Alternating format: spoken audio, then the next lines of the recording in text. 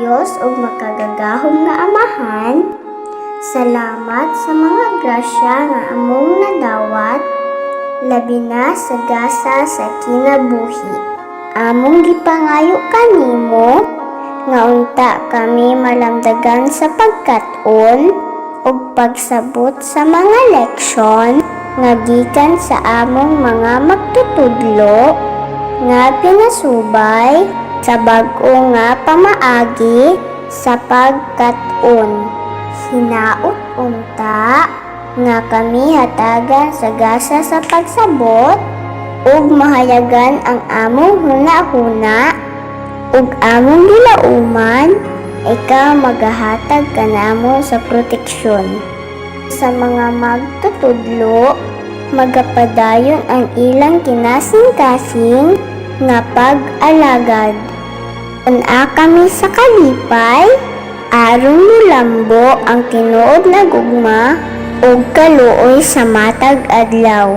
Ining tanan among gilauman, sa ngalan ni Jesus, Amen.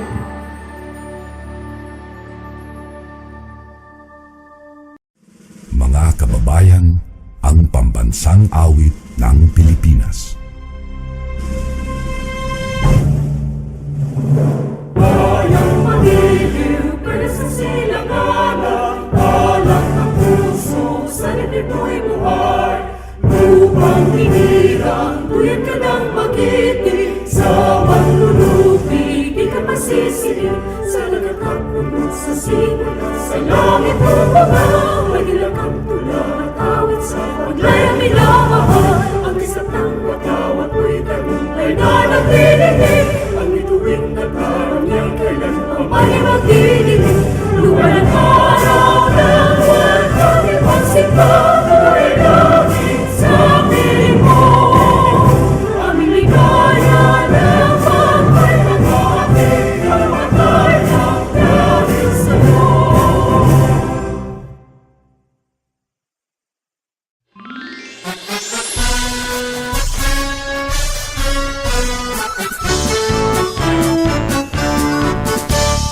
From the marshes of Pangal Bay, along its tiny southern quay, wafted by the winds, adventure and fortune, guided by God and destiny, came the sighs of Lapu-Lapu and Daguhoy, and to the land their hands employed, with hearts and mind attuned, calling Tanggug the land they enjoy.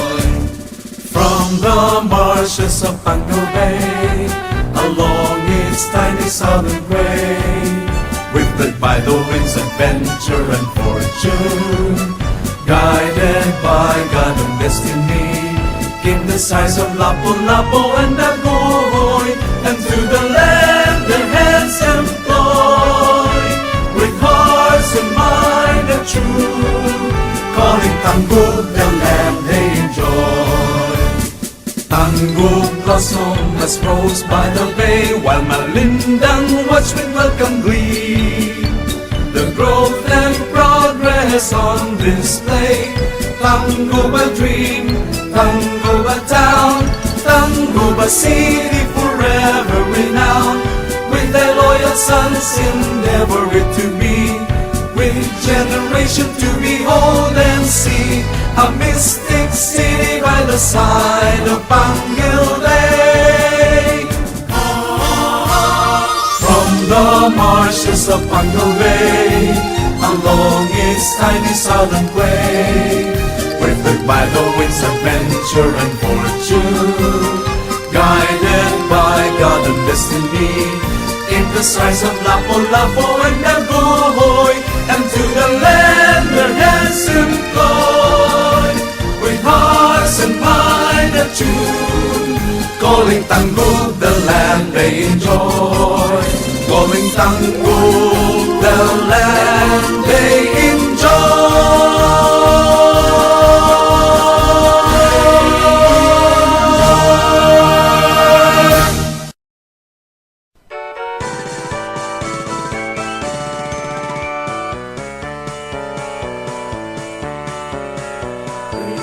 Kami ang Mindanao mabuhay, himahal na mong natawan.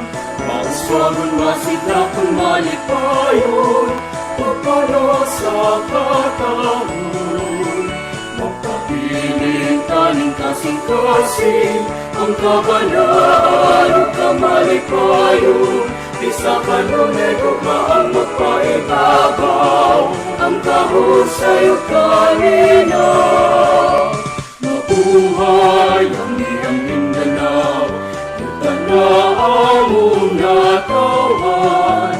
Isag-usap ang kalimar, kami na minahalan.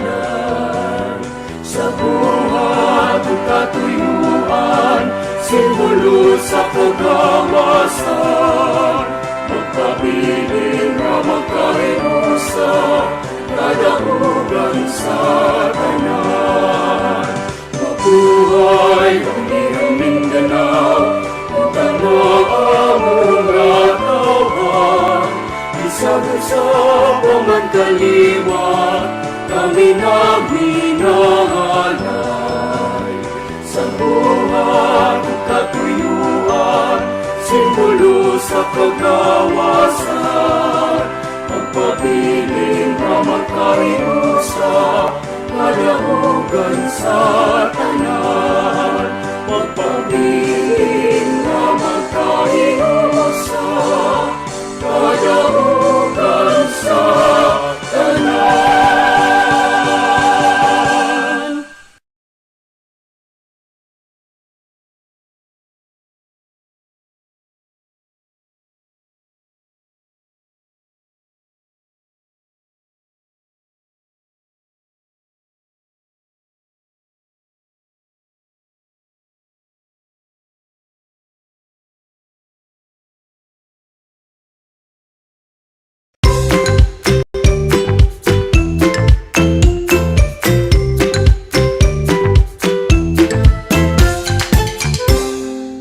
Kumusta mga bata? Welcome sa atong klase sa kindergarten dinhi sa telebisyon. Andam na ba kamo sa atong bagong leksyon karong adlaw? Ali na, magkat-una ta. Kagahapon, atong nakatunan ang bahin sa letrang U. Karong buntaga, magkat-una usab kita og lain nga letra nga mao ang letrang H.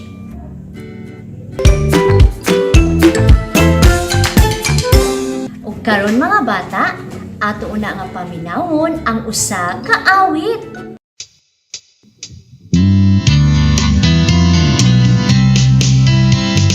Magbasa na kita sa dakong letrang H.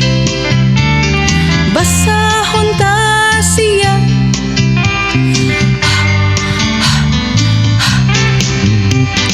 Magbasa na kita sa gamayng letrang H. Basahon ta siya.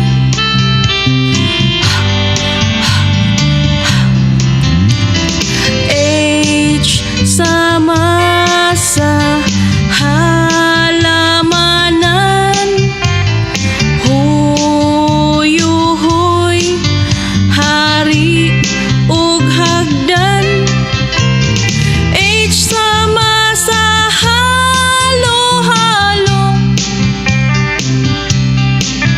Halas, hulen ug halo. Magbasa na kita sa dakong letrang H. Basahon ta siya.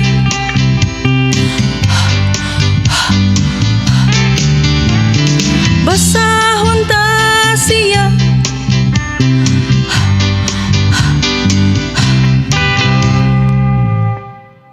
Mga bata, atong nadungog og nakita sa usa ka awit ang bahin sa letrang H. Inyong nakita nga adunay dako og gamay nga letrang H. O inyo po nadungog ang tingog sa dako ug gamay nga letrang H. Mga bata, tan-awa, mao kini ang dako nga letrang H.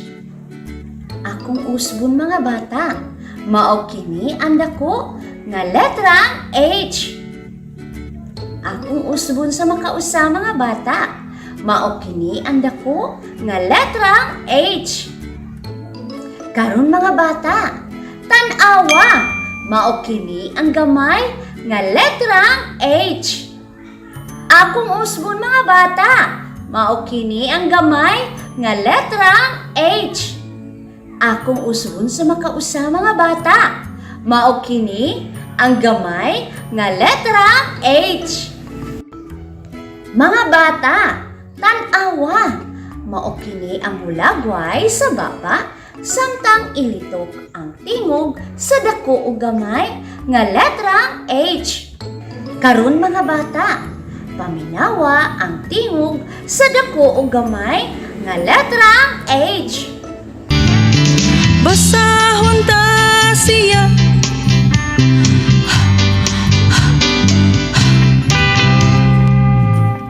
Mga bata, inyo nang nadungog ang tingog sa dako ug gamay nga letrang H. Mga bata, mao kini ang dako nga letrang H. Paminawan ninyo kung unsaon paglitok ang tingog ni ini. Basahon ta siya.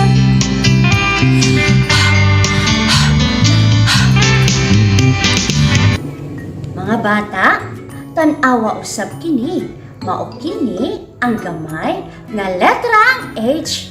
Ug paminawan ninyo kung unsaon paglitok ang tingog ni ini. Basahon ta siya.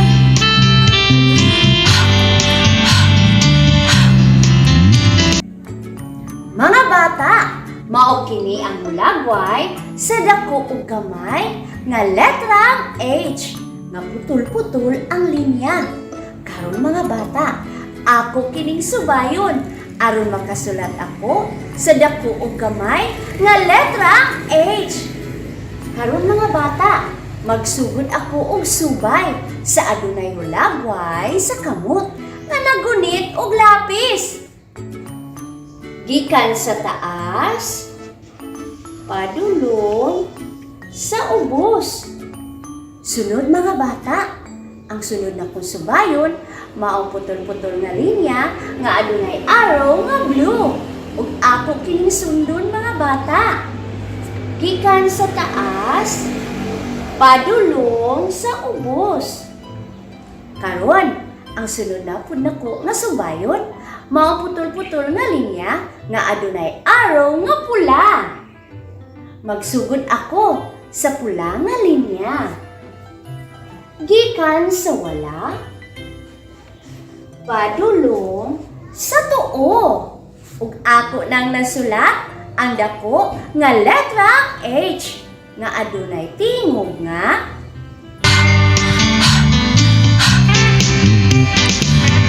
ang sunod na po nako nga subayon mga bata, mao ang gamay nga letrang H nga putol-putol ang linya. Ako kining subayon mga bata. Akong sundon ang arrow nga itom. Gikan sa taas, padulong sa ubos. Ang sunod mga bata, mao ang putol-putol nga linya nga adunay arrow nga blue. Ako kining sundon mga bata. Gikan sa pula nga linya, pakurba pawala paubos sa publo nga linya. Ug ako nang nasulat ang gamay nga letrang H nga adunay tingog nga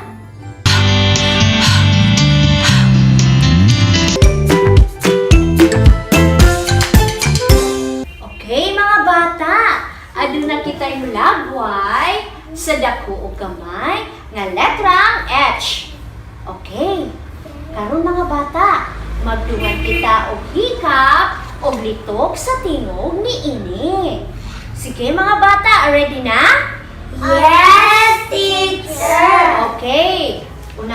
ato ang dako nga letra H. Okay, ready? Utruha pa mga bata. Utruha pa sa makausap. Okay, dari na punta sa gamay nga letra H. Utruha pa mga bata. Utruha pa sa makausap. Very good! Okay, karon mga bata, aduna kitay hulagway sa dako ug gamay nga letra H.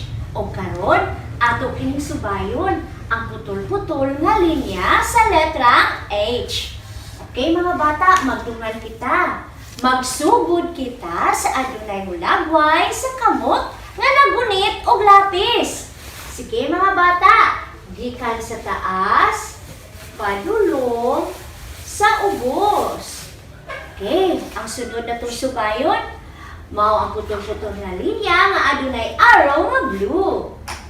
Gikan sa blue nga linya, paubos sa blue nga linya. Okay, sunod mga bata, atong subayon ang putol-putol nga linya nga adunay pula nga arrow. Gikan sa wala, padulong sa tuo. Okay, ug ato nang nasulat ang dako nga letra H. Okay, sunod mga bata, atong subayon ang gamay nga letra H. Atong sundon ang arrow. Gikan sa taas sa blue nga linya, padulong sa ubos sa blue nga linya. Sunod, atong subayon ang putol-putol nga linya nga adunay blue nga arrow. Gikan sa pula nga linya, pakurba, paubos sa blue nga linya. Ato nang nasulat ang gamay nga letra H. Nakuha ba ninyo mga bata? Yes, teacher! Very good!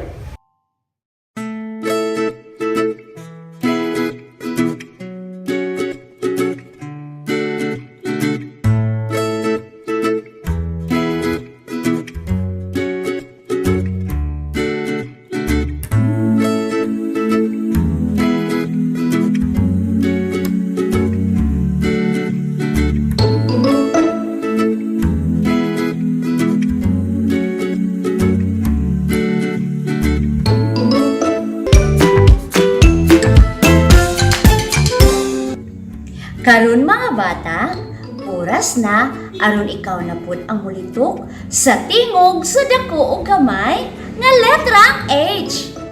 Sunda ang hulagway sa porma sa baba sa paglitok sa tingog sa dako ug gamay nga letrang H.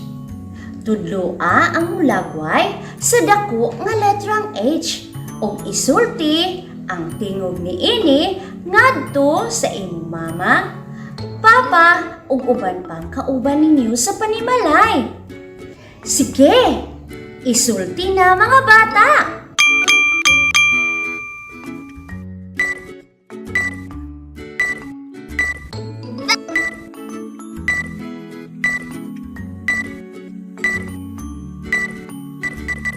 Nasulti na ba ninyo mga bata?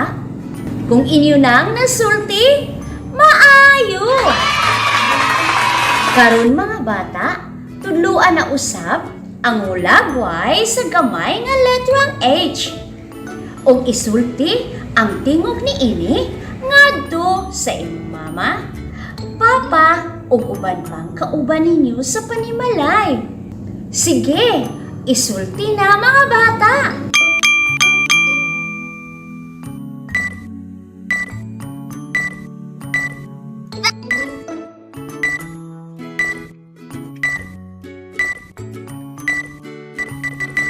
Nasulti na ba ninyo mga bata? O kung inyo nang nasulti, very good!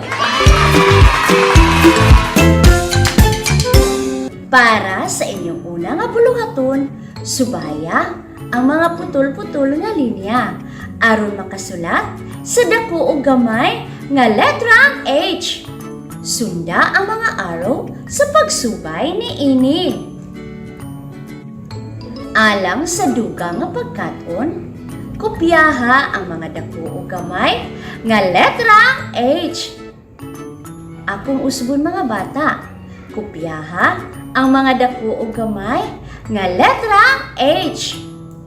Ug dinhi natapos ang atong leksyon sa kindergarten. Hangtod sa sunod higayon. Daghang salamat mga bata. Bye-bye.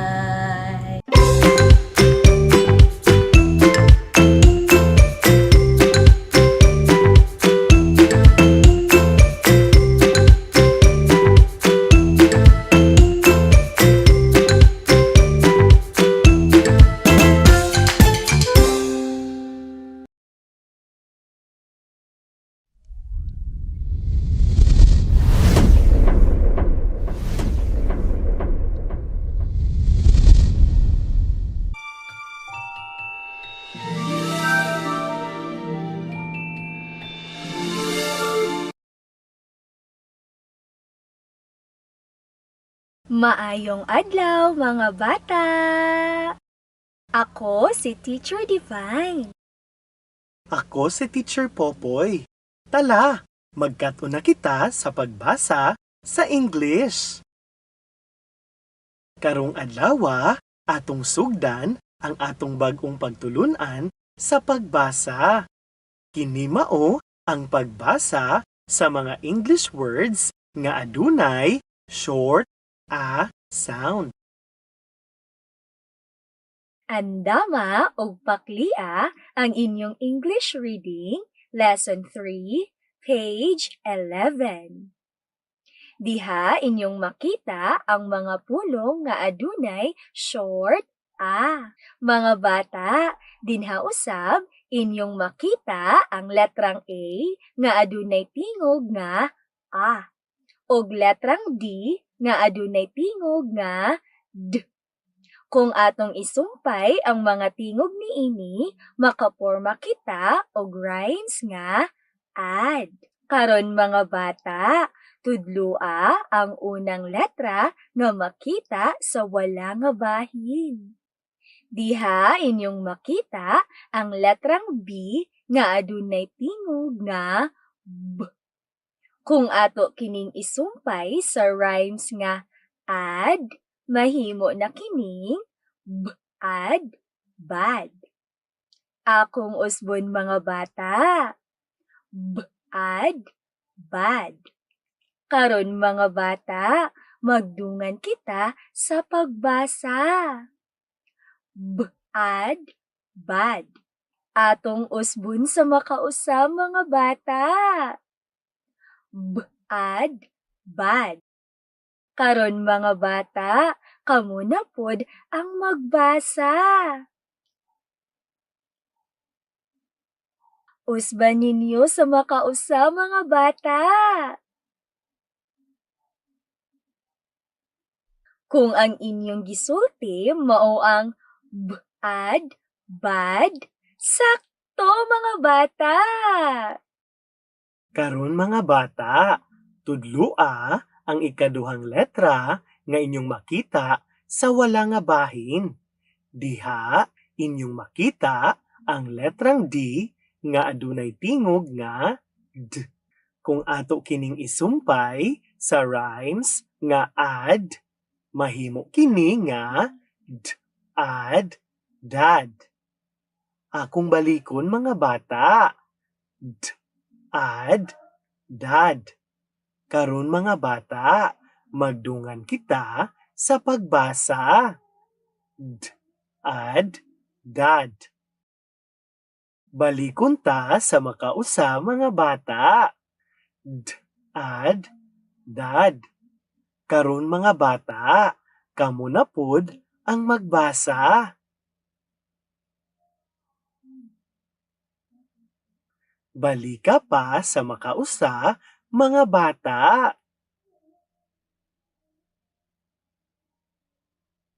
Kung ang inyong gisulti mao ang d-add, dad, sakto mga bata.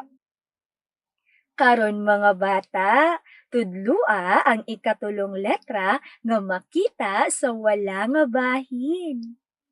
Diha inyong makita ang letrang L nga adunay tingog nga L. Kung ato kining isumpay sa rhymes nga add, mahimo na kining lad, lad. Akong usbon mga bata. Lad, lad. Karon mga bata, magdungan kita sa pagbasa. Lad, lad. Usbon ta sa makausa mga bata. Lad, lad. Mga bata, kamo na pod ang magbasa.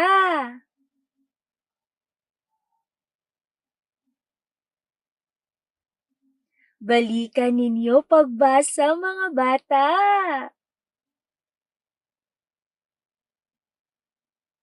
Kung ang inyong gisulti mao ang lad, lad, maayo mga bata.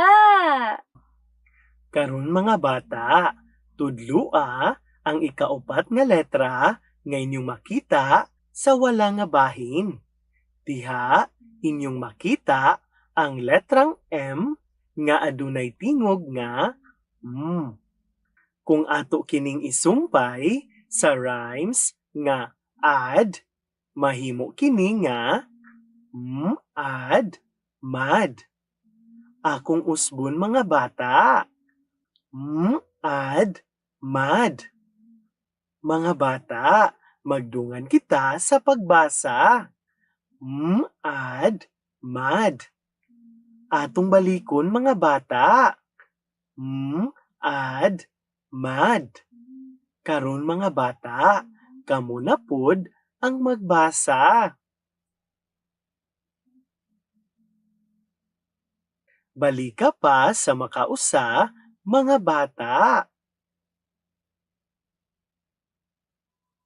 Kung ang inyong gisulti, mao ang add, mad, sakto mga bata.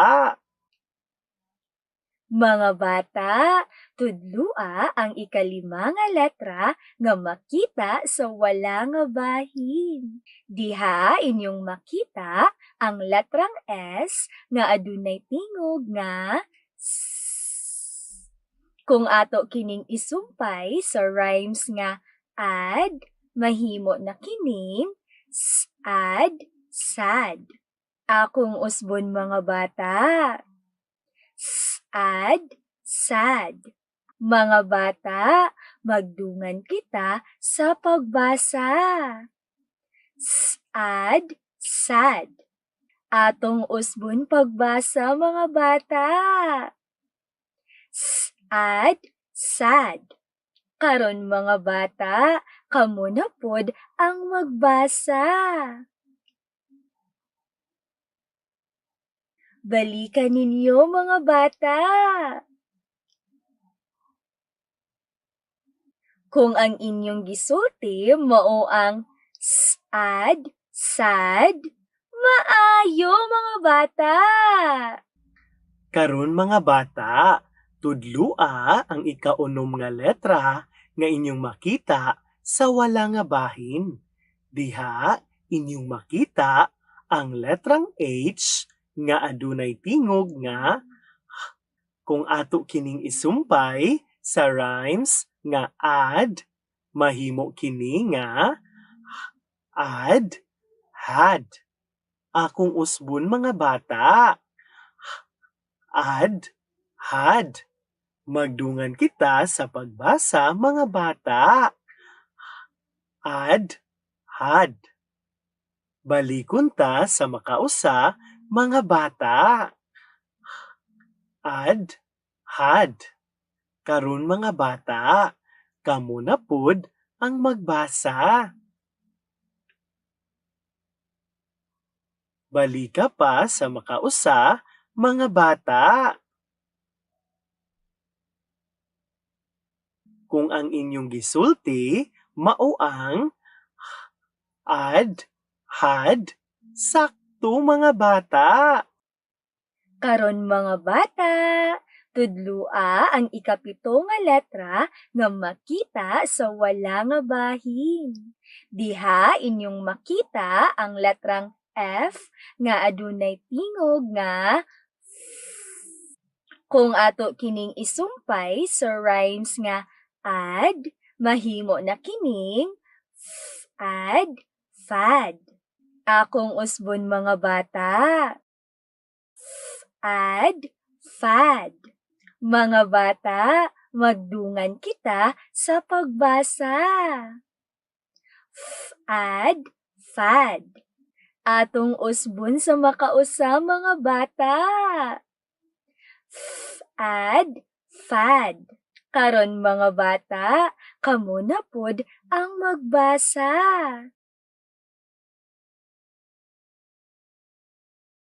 Balikan ninyo sa makausa, mga bata.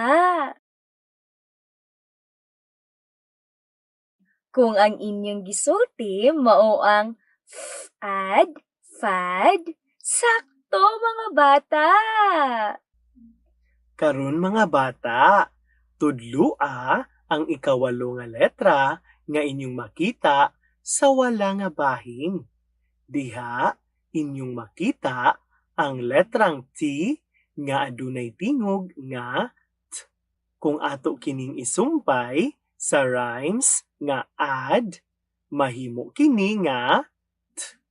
Ad, tad. Akong balikon mga bata. T. Ad, tad. Magdungan kita sa pagbasa, mga bata. T. Ad, tad. Balikon ta sa makausa, mga bata. T. Ad, tad.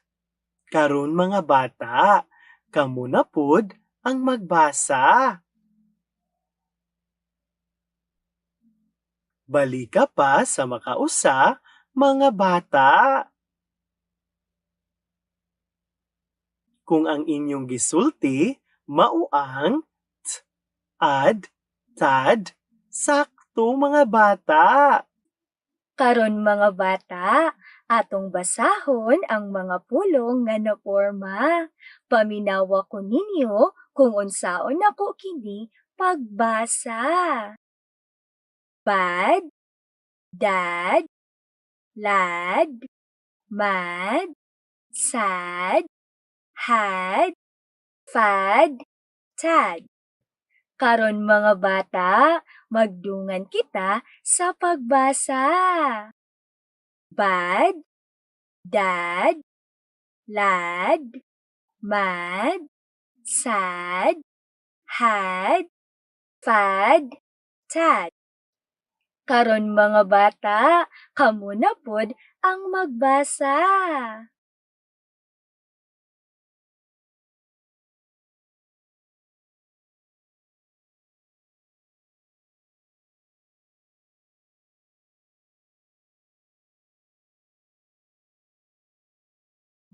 Maayo mga bata! Karon mga bata, paklia ang inyong self-learning materials, page 12. Diha, inyong makita ang mga phrases. Karon mga bata, tudlua ang unang linya ug paminawa ko kung unsaon nako kini pagbasa. A bad tad. Akong usbon mga bata. A bad tad. Karon mga bata, magdungan kita sa pagbasa. A bad tad. Atong usbon mga bata. A bad tad. Karon mga bata, kamo na pod ang magbasa. Usban ninyo sa pagbasa mga bata. Kung ang inyong gisulti, mao ang a bad tad, maayo mga bata. Karon mga bata, tudlua ang ikaduhang linya ug paminawa ko kung unsaon nako kini pagbasa. Has a pad. Akong usbon mga bata. Has a pad. Mga bata, magdungan kita sa pagbasa. Has a pad. Atong usbon pagbasa mga bata. Has a pad. Karon mga bata, kamo na pod ang magbasa. Usban ninyo sa makausa mga bata. Kung ang inyong gisulti mao ang has a pad, maayo mga bata. Karon mga bata, tudlua ang ikatulong linya ug paminawa ko kung unsaon nako kini pagbasa. Dad, sad. Akong usbon mga bata. Dad, sad. Karon mga bata, magdungan kita sa pagbasa. Dad, sad. Atong usbon mga bata. Dad, sad. Karon mga bata, kamo na pod ang magbasa. Usban ninyo sa pagbasa mga bata. Kung ang inyong gisulti mao ang dad, sad, maayo mga bata. Karon, tudlua ang ikaupat nga linya ug paminawa ko kung unsaon nako kini pagbasa. Alad, mad. Akong usbon mga bata. Alad, mad. Karon mga bata, magdungan kita sa pagbasa. Alad, mad. Usbon ta sa makausa mga bata. Alad, mad. Mga bata, kamo na pod ang magbasa. Balika pa sa makausa mga bata. Kung ang inyong gisulti mao ang alad, mad, maayo mga bata.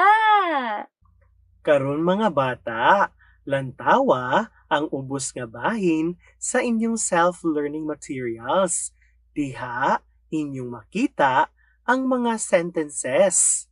Mga bata, tudlua ang number 1 ug paminawa ko kung unsaon nako kini pagbasa. Dad is sad. Akong usbon mga bata. Dad is sad. Karon mga bata, magdungan kita sa pagbasa. Dad is sad. Atong usbon mga bata. Dad is sad. Karon mga bata, kamo na pod ang magbasa. Usban ninyo sa makausa mga bata.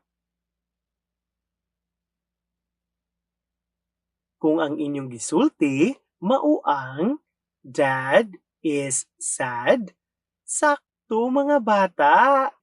Karon mga bata, tudlua ang number 2 ug paminawa ko kung unsaon ako kini pagbasa. Tad is bad. Akong usbon pagbasa mga bata. Tad is bad. Karon mga bata, magdungan kita sa pagbasa. Tad is bad. Atong usbon mga bata. Tad is bad. Karon mga bata, kamo na pod ang magbasa.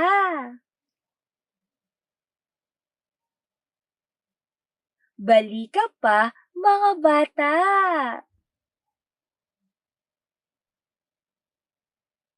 Kung ang inyong gisulti mao ang Tad is bad, sakto mga bata. Karon mga bata, tudlua ang number 3 ug paminawa ko kung unsaon nako kini pagbasa. I see a pad. Akong usbon mga bata. I see a pad. Karon mga bata, magdungan kita sa pagbasa. I see a pad. Atong usbon mga bata. I see a pad. Karon mga bata, kamo na pod ang magbasa. Usban ninyo sa makausa mga bata. Kung ang inyong gisulti, mao ang I see a pad, sakto mga bata. Mga bata, tudlua ang number 4 ug paminawa ko kung unsaon nako kini pagbasa. The lad is mad. Akong usbon mga bata. The lad is mad. Mga bata, magdungan kita sa pagbasa. The lad is mad. Atong usbon pagbasa mga bata. The lad is mad. Karon mga bata, kamo na pod ang magbasa. Usban ninyo mga bata. Kung ang inyong gisulti mao ang the lad is mad, sakto mga bata. Start. Karon mga bata, tudlua ang number 5 ug paminawa ko kung unsaon nako kini pagbasa. He is sad. Akong usbon mga bata. He is sad. Karon mga bata, magdungan kita sa pagbasa. He is sad. Atong usbon sa pagbasa mga bata. He is sad. Karon mga bata, kamo na pod ang magbasa. Usban ninyo sa pagbasa mga bata. Kung ang inyong gisulti, mao ang he is sad, sakto mga bata. Karon mga bata, tudlua ang number 6 ug paminawa ko kung unsaon nako kini pagbasa. I am mad. Akong usbon mga bata. I am mad. Karon mga bata, magdungan kita sa pagbasa.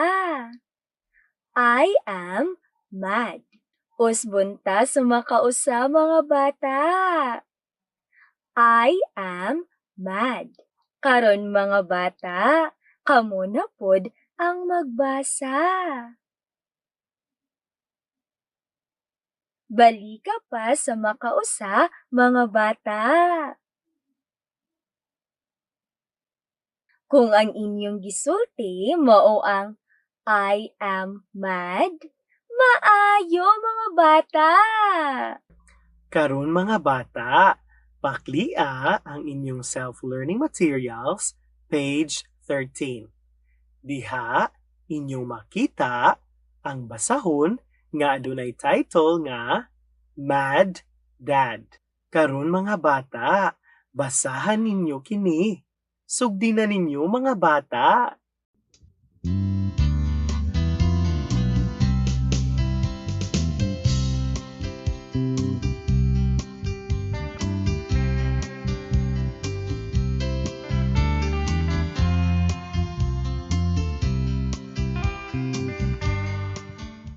Karon mga bata, paminawa ko kung unsaon nako kini pagbasa.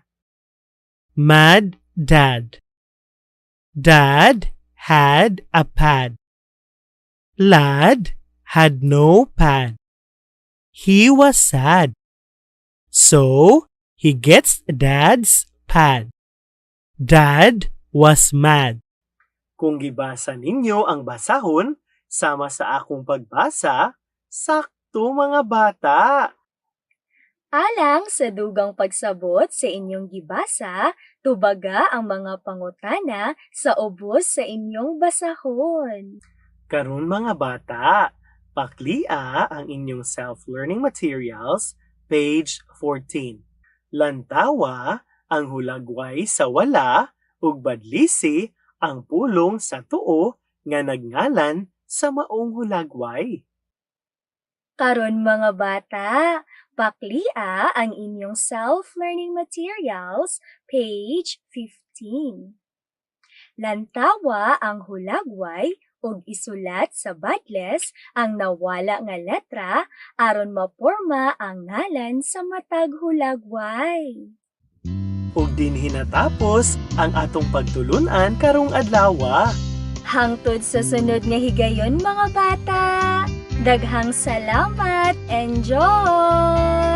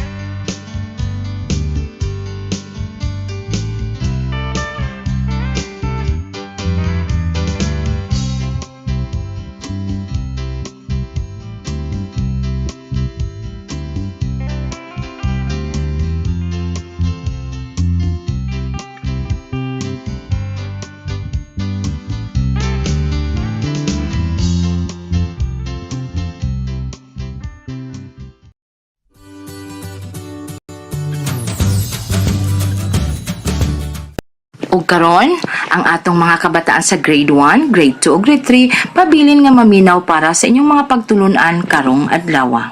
Sige, pagplaster na.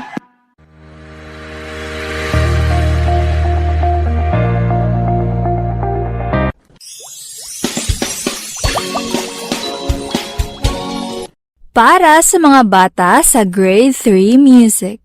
Maila ang pitch sa tono, ingon taas, ngadto sa mas taas. Kasarangan nga taas, ngadto sa mas taas. Kasarangan nga ubos, ngadto sa mas ubos. Ug ubos, ngadto sa mas ubos. Mga bata, karong adlawa atong katunan ang pag-ila sa pitch sa tono, ingon taas, ngadto sa mas taas, kasarangan nga taas, ngadto sa mas taas, kasarangan nga ubos, ngadto sa mas ubos, ug ubos, ngadto sa mas ubos.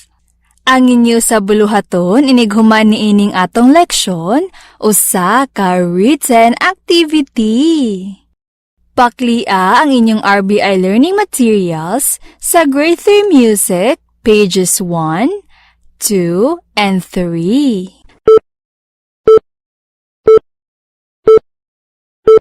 Mga bata, Ang pitch mao ang taas o mubo nga tingog. Tanang tingog nga atong madungog adlaw-adlaw adunay lain-laing pitches.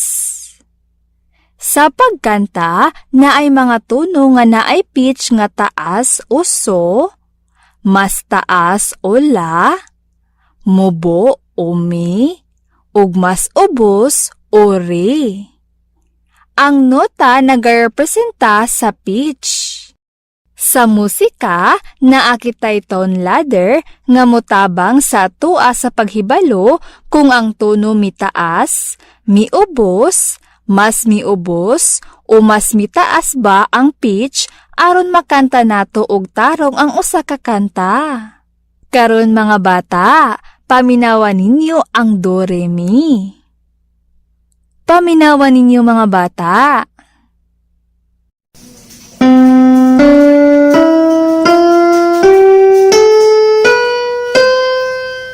Atong balikon pagpaminaw mga bata.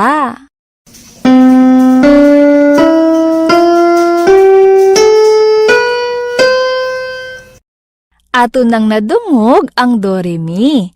Karon mga bata, atong lantawon ang ilustrasyon nga anaa sa inyong self-learning materials. Diha inyong makita ang ilustrasyon sa atong tone ladder diin ang do mao ang anaa sa pinakaubos nga gisundan sa re diin mas mubo kini nga tono. Gisundan na pud sa mi umubo nga tono. Gisundan sa fa. Gisundan na pud sa so nga mao ang taas nga tono. Ug ang la nga mao ang mas taas nga tono. Mga bata, mas dali nato mapakita ang pitch o ang pagtaas o pagmubo sa tono pinaagi sa mga nota nga naa sa staff. Ang staff mao kini ang tawag sa kung asa ginasulat ang mga simbolo sa musika. Aduna kini 5 ka linya ug 4 ka space. Ang kinaubsan nga linya mao ang unang linya sa staff. Gisundan sa ikaduha, ikatulo, ikaupat ug ang kinatasan mao ang ikalima nga linya. Gilangkuban pud kini og 4 ka space. Atong timan-an nga perminti kitang magsugod og lantaw sa ubos ug ihap gikan sa pinakaubos nga linya. Karon mga bata, lantawan ninyo ang staff. Diha atong makita nga ang do anaa sa pinakaubos nga linya o ubos sa unang linya sa staff. Og ang re o tono nga mas mubo og pitch nga makita ubos sa una nga linya sa staff. Makita usab nato ang mi o tono nga mubo og pitch. Diin makita sa una nga linya sa staff. Makita usab nato ang fa. Diin makita sa unang espasyo sa staff. Makita usab nato ang so o tono nga taas og pitch. Diin makita sa ikaduha nga linya sa staff. Og makita nato ang la o tono nga mas taas og pitch. Diin makita sa ikaduha nga space o espasyo sa staff. Pananglitan mga bata. Paminawa ang kanta nga Rain Rain Go Away nga gitukar sa piano. Ilhon nato ang pitch sa tono kung kini ba taas o so, mas taas o la, mubo o mi, o mas mubo o re. Karon ato nang paminawon ang kantang Rain Rain Go Away. Paminawan ninyo mga bata. Rain, rain, go away, come again another day. Atong balikon pagpaminaw mga bata. Rain, rain, go away, come again another day. Ato nang nadungog ang kantang Rain Rain Go Away. Karon, lantawan ninyo ang staff. Ang mga nota nga anaa sa unang linya sa staff kay mi o mubo nga tono. Ang mga nota nga anaa sa ikaduhang linya sa staff kay so o taas nga tono.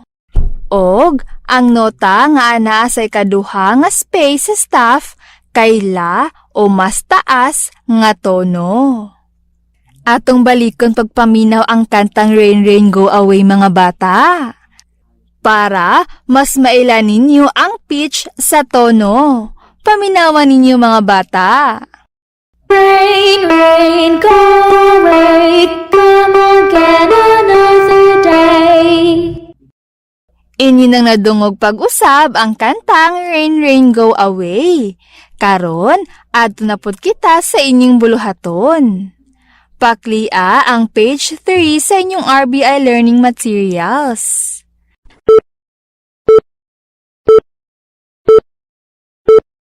Paminawa ang kanta nga Baba Black Sheep nga gitukar sa piano.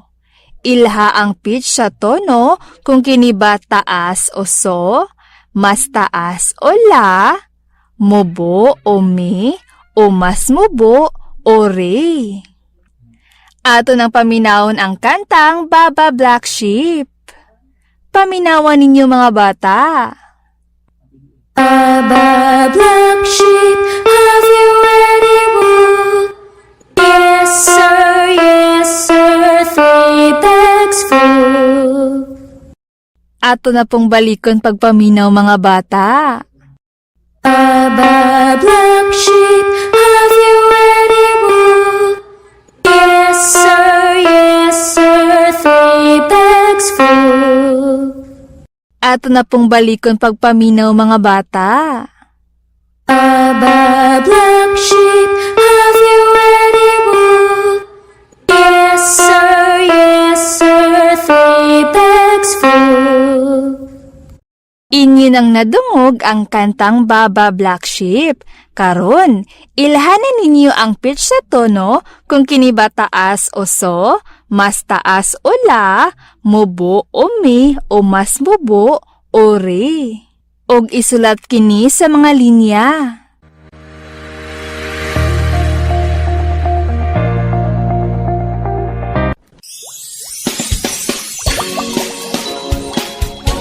Para sa mga bata sa Grade 3 English, maila ang homophones. Mga bata, karong adlaw atong katunan ang pag-ila sa homophones. Paklia ang inyong self-learning materials sa Grade 3 English, pages 28 and 29.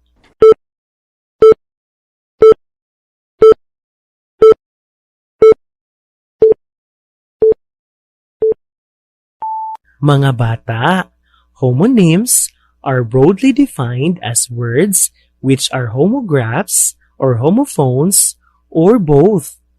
Therefore, it is possible for a homonym to be a homophone and a homograph.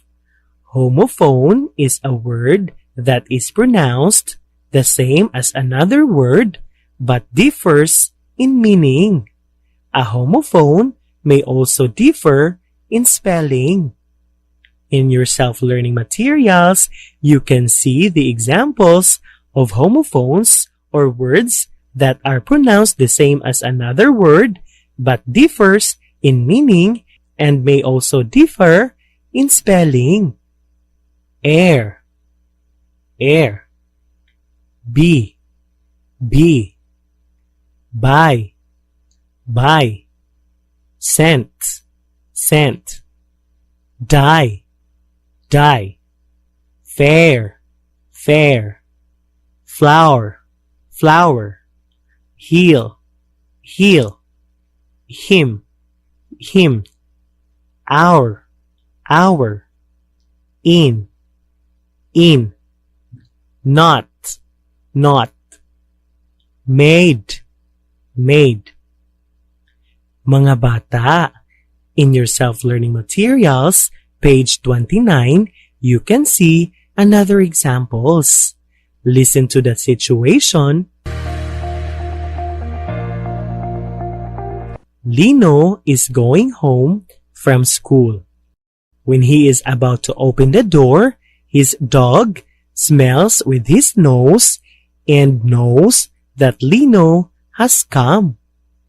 Mga bata, in the situation, you have heard the words nose and nose. The word nose is spelled as N O S E, which is a part of the body used for smelling. The word nose is spelled as K N O W S, is a verb which means being aware of through observation, inquiry, or information. Nose and nose are examples of homophones because these words have the same pronunciation but they differ in meaning and spelling. Let us remember that homophones are words that are pronounced the same as another word but differs in meaning and spelling.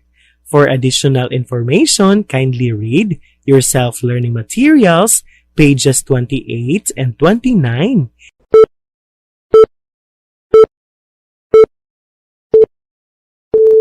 And kindly answer your activity 1 on page 30.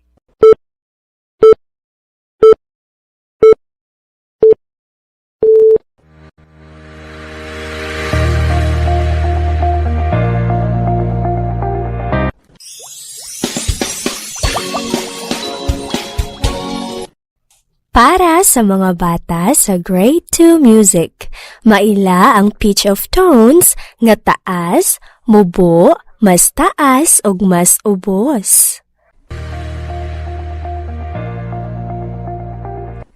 Mga bata, karong adlaw atong katunan ang pag-ila sa pitch of tone nga taas, mubo, mas taas ug mas ubos. Ang inyo usab buluhaton inighuman niining atong leksyon usa ka written activity. Paklia ang inyong RBI learning materials sa Grade 2 Music, pages 1 and 2. Mga bata, ang pitch mao ang taas o mubo nga tingog. Tanang tingog nga atong madungog adlaw-adlaw adunay lain-laing pitches. Sa pagkanta, naay mga tono nga naay pitch nga taas, mubo, mas taas ug mas ubos. Ang nota nagarepresenta sa pitch. Sa musika, ana kitay tone ladder nga motabang sa atua sa paghibalo kung ang tono mitaas, may ubos, mas miubos o mas mitaas ba ang pitch aron makanta nato og tarong ang usa ka kanta. Mga bata, diha sa inyong RBI learning materials, inyong makita ang tone ladder. Diin anaada na ang mas mubo nga tono, taas nga tono, ug mas taas nga tono. Mas dali na to mapakita ang pitch o ang pagtaas o pagmubo sa tono pinaagi sa mga nota nga anaa sa staff. Ang staff mao kini ang tawag sa kung asa ginasulat ang mga simbolo sa musika. Aduna kini 5 ka linya og 4 ka espasyo. Ang kinaupsan nga linya mao ang unang linya sa staff. Gisundan sa ikaduha, ikatulo, ikaupat ug ang kinatasan mao ang ikalima nga linya. Kilangkuban pod kini og 4 ka espasyo o space. Atong timan-an nga perminti kitang magsugod og lantaw sa ubos og ihap gikan sa pinakaubos nga linya. Karon, paminawan ninyo ang tono sa matag nota nga anaa sa staff. Do, re, mi, fa, sol, la, ti, do. Paminawan ninyo pag-usab mga bata. Do, re, mi, fa, sol, la, ti, do. Maokad to ang tono sa matag nota nga anaa sa staff. Karon lantawan ninyo ang staff. Nakita nato sa staff ang mga nota ug atong nadungog nga ang re. Tono nga mas ubos og pitch. Makita ubos sa una nga linya sa staff. Mi. Tono nga ubos og pitch. Makita sa una nga linya sa staff. So. Tono nga taas og pitch. Makita sa ikaduha nga linya sa staff. Og la. Tono nga mas taas og pitch. Makita sa ikaduha nga espasyo sa staff. Pananglitan, ilhon nato ang pitch sa tono kung kini ba mas mubo. Mubo, taas o mas taas. Paminawan ninyo mga bata ang kantang Rain, Rain, Go Away. Rain, rain, go away. Come again another day. Paminawan ninyo pag-usab mga bata. Rain, rain, go away. Come again another day. Inyong nadungog ang kantang Rain, Rain, Go Away. Kini nga kanta ana ay so o taas nga pitch sa tono, og mi o mubo nga pitch sa tono, og la o mas taas nga pitch. Karon adto na ta sa inyong buluhaton. Paklia ang page 3 sa inyong RBI Learning Materials.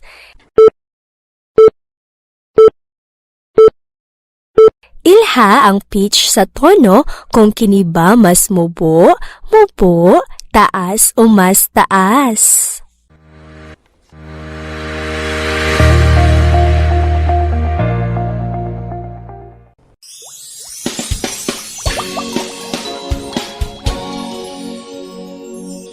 Para sa mga bata sa Grade 2 English. Mga bata, ato karong sayran ang kalahian sa hinimo o made up, og tinuod o real nga panghitabo. Atong balikan ang drama og ato unang sayran ang bahin sa panghitabo nga made up. Misa ka pataas sa Unico! Ano kuya? Mahagbong tali kuya Pepe! Ayaw magsaka pataas sa Unico! Ayaw na kuya! Mahagbong ta! Kuya, mahulog na kuya Pepe!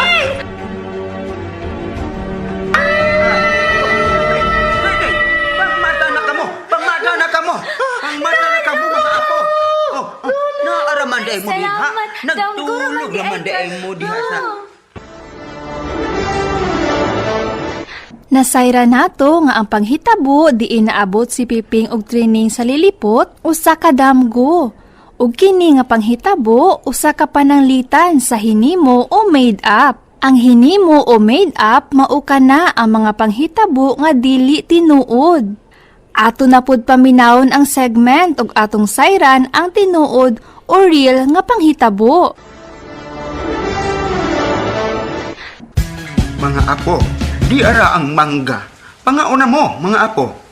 Sige lo, makuha ko sa mga mangga kay mukhaon ko. Ako po lo, mukuha ko sa mga mangga. Sige, sige. Pagkaon mo.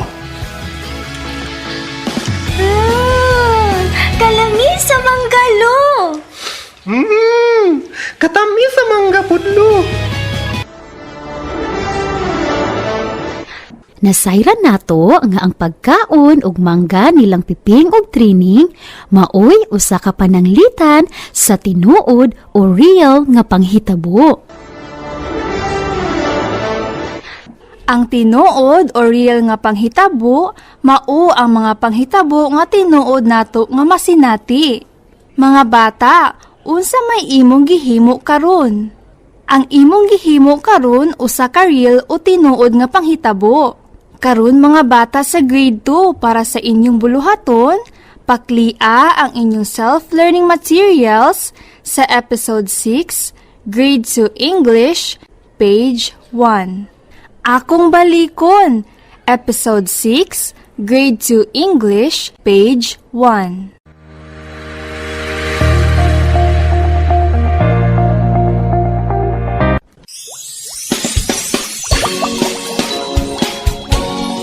Para sa mga bata sa Grade 1 Music. Maila ang pitch sa tono, ingon taas o so, og ubos o mi.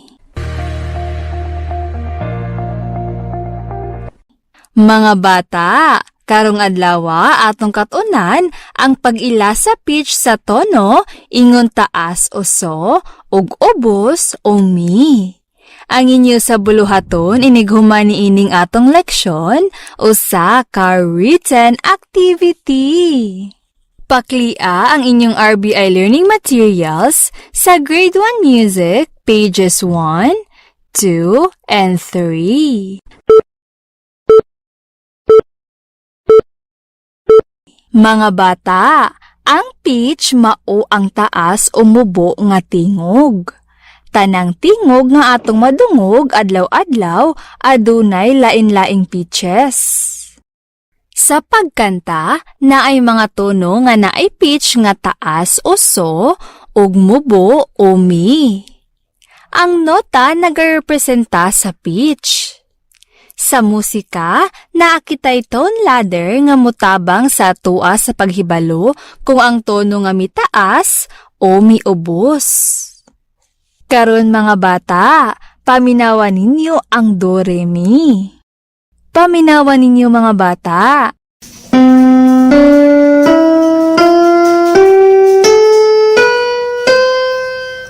Atong balikon pagpaminaw mga bata.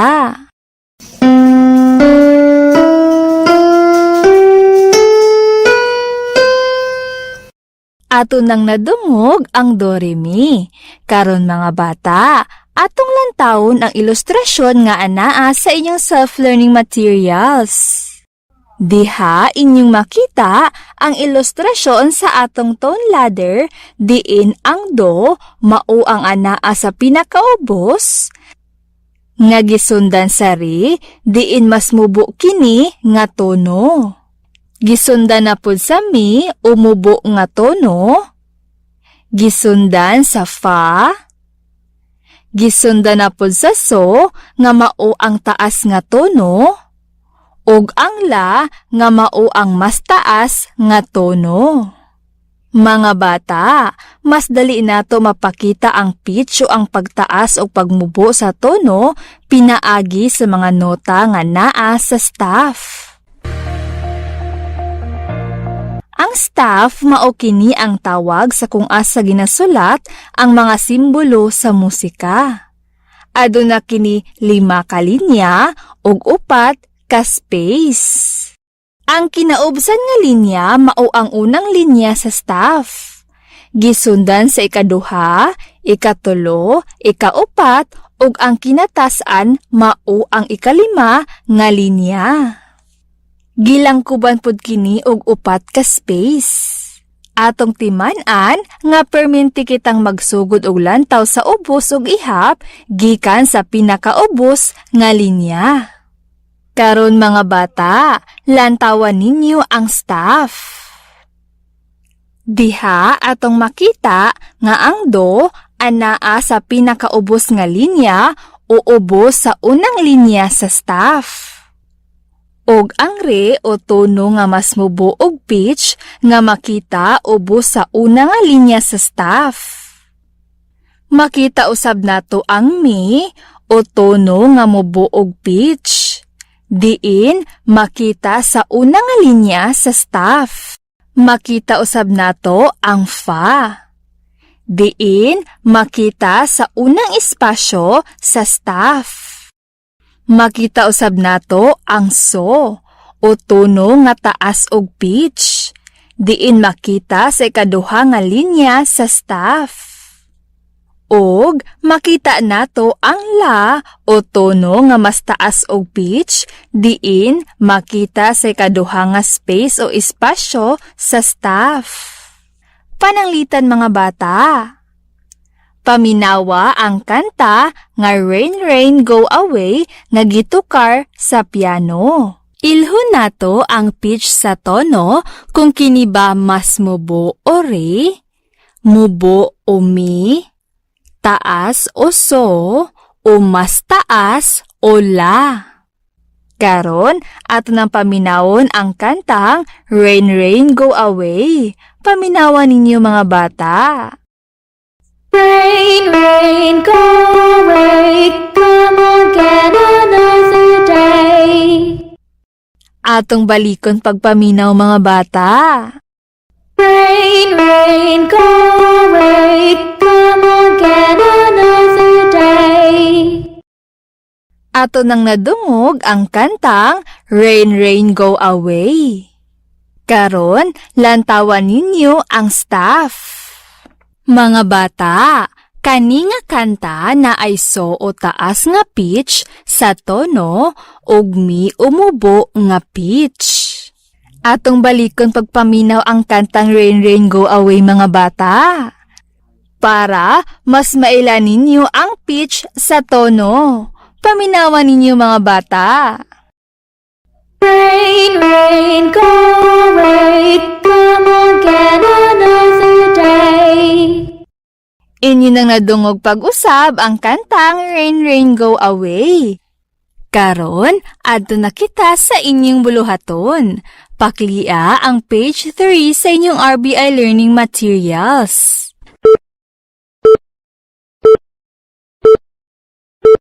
Paminawa ang kanta nga Baba Black Sheep nga gitukar sa piano.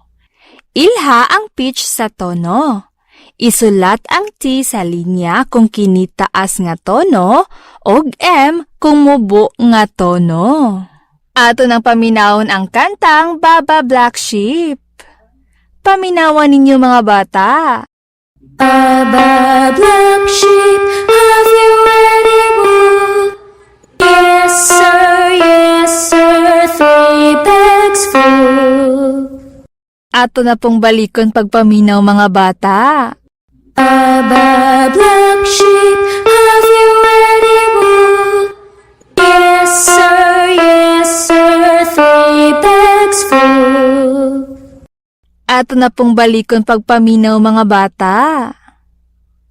Baba Black Sheep, have you any wool? Yes sir, 3 bags full. Inyo nang nadungog ang kantang Baba Black Sheep. Karon, ilhanan ninyo ang pitch sa tono. Isulat ang T sa linya kung kinitaas nga tono og M kung mubo nga tono.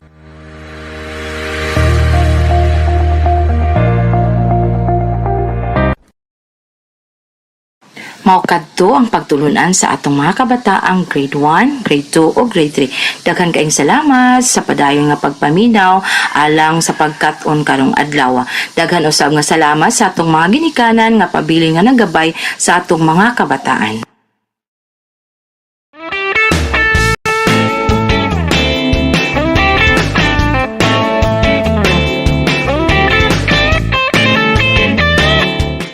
Ug karon ang atong mga kabataan sa grade 4, grade 5, and grade 6 magplaster na para sa inyong mga pagtulunan karong adlaw.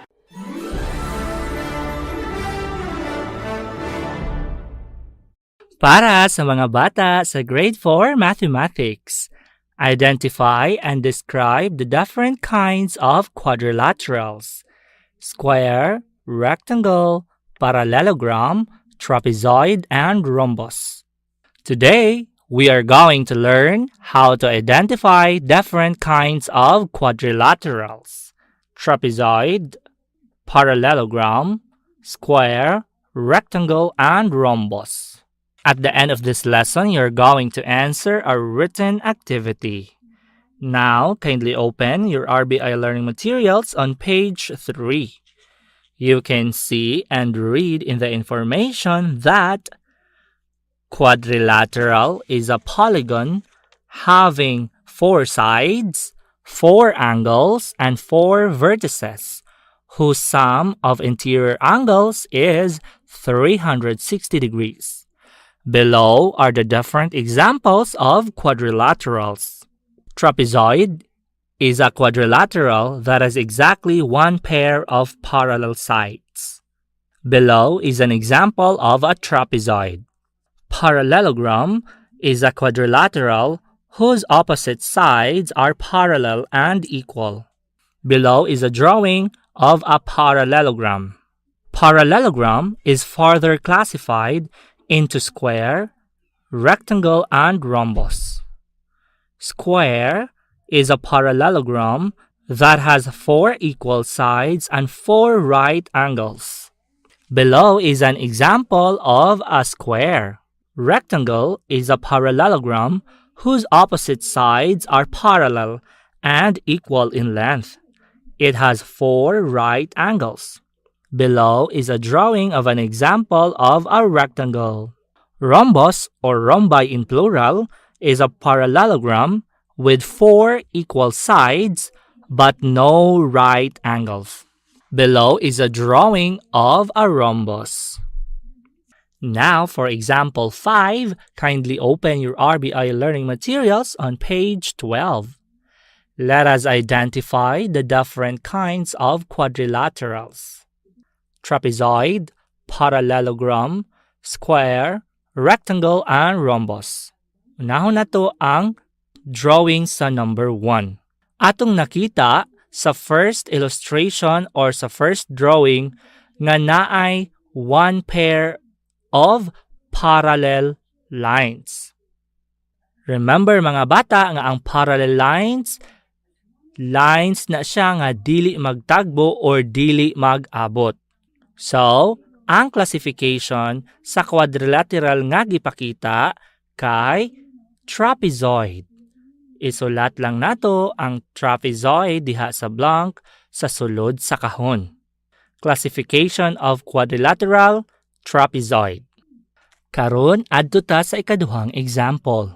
Atong makita sa ikaduhang nga drawing or illustration nga ang duha ka opposite sides are parallel. Kanang gimarkahan og one line og 2 lines nga color blue. Therefore, ang classification sa quadrilateral nga gipakita is parallelogram. Ato lang isulat ang word nga parallelogram diha sa blank sulod sa kahon. Karon adto ta sa ikatulo nga example.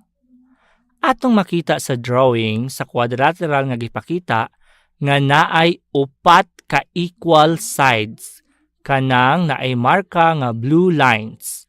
Dayon naapoy 4 ka mga right angles marked by the symbol for right angle. Therefore, ang classification sa quadrilateral nga gipakita sa ikatulo nga example is a square. Atong isulat ang word nga square diha sa blank sulod sa kahon. Karon adto ta sa ikaupat nga example. Atong makita diha sa drawing sa quadrilateral nga ang iyahang mga opposite sides are parallel o equal in length.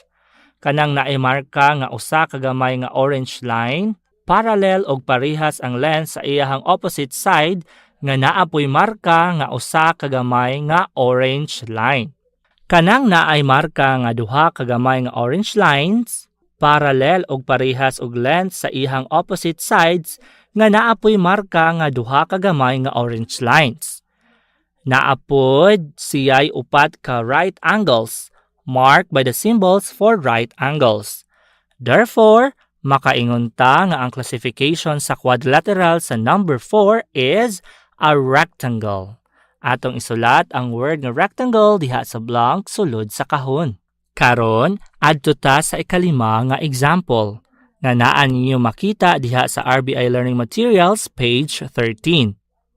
Inyong makita diha sa drawing sa quadrilateral nga iyahang mga sides kay equal o walay makita nga right angle. Therefore, ang classification sa quadrilateral nga gipakita sa number 5 is a rhombus. Atong isulat ang word nga rhombus diha sa blank sulod sa kahon. Nakuha niyo ba mga bata? Magaling! Now, for your activity, you are going to identify the different kinds of quadrilaterals: trapezoid, parallelogram, square, rectangle, and rhombus. Now, it's time for you to do your activity.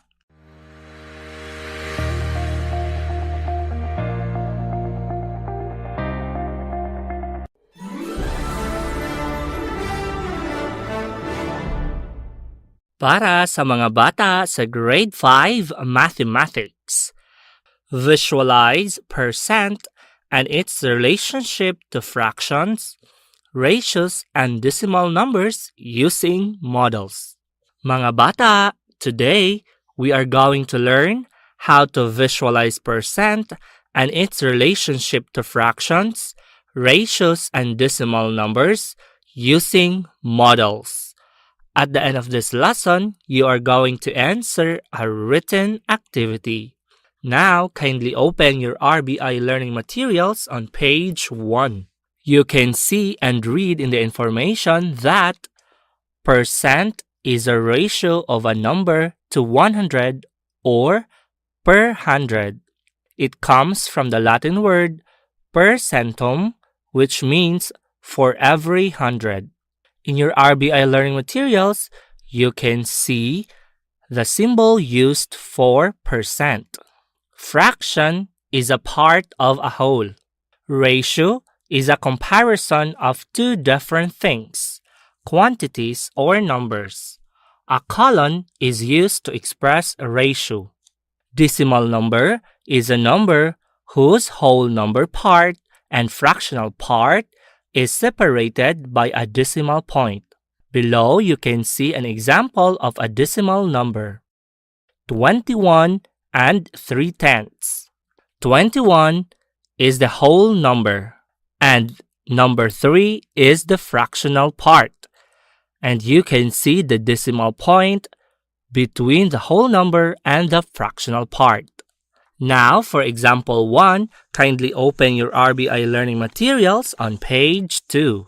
Let us visualize percent and its relationship to fraction, ratio, and decimal numbers using models. Model 1. Sa inyong RBI learning materials, inyong makita ang usa ka table nga adunay mga numbers gikan sa 1 paingon sa 100. Karon, ang una natong buhaton is to formulate the equivalent percent base sa gishadan sa Model 1. Inyong makita diha nga adunay 100 equal parts. Og ang 30 ka parts niini adunay shade. Inyong nahibaw-an kaganina nga ang percent means per 100. Therefore, the shaded part is 30%. Mauna ang atong isulat sa gamay nga kahon sa number 1. Nakuha niyo ba mga bata? Magaling! Karon adto ta sa number 2. Ang sunod natong buhaton is to formulate the equivalent fraction base sa gishadan nga part sa Model 1. Base sa model, adunay 100 ka equal parts. And 30 niini ang naay shade. Inyong nahibaw-an kaganina nga ang fraction is a part of a whole. Therefore, the shaded part is 30 over 100. Kung ato ang i-reduce ang fraction nga 30 over 100 into its lowest term, mahimo kining 3 over 10. So, the fraction is 30 over 100 or 3 over 10. Mauna ang atong isulat sa gamay nga kahon sa number 2. Nakuha niyo ba mga bata? Magaling! Karon adto ta sa number 3. Ang sunod natong buhaton is to formulate the equivalent ratio base sa gihatag nga model. Inyong makita sa model nga adunay 100 ka equal parts and 30 shaded parts. Inyong makita sa model nga adunay 100 ka equal parts og 30 ka parts niini ang gishadan. Atong hinumduman nga ang ratio means comparison of two numbers or quantities nga ang buot pasabot ato ang ikumpara ang shaded parts sa total number of equal parts. Therefore, the ratio is 30:100. Kung atuas siyang i-reduce, mahimo siyang 3:10. Mauna ang atong ibutang sa gamay nga kahon sa number 3.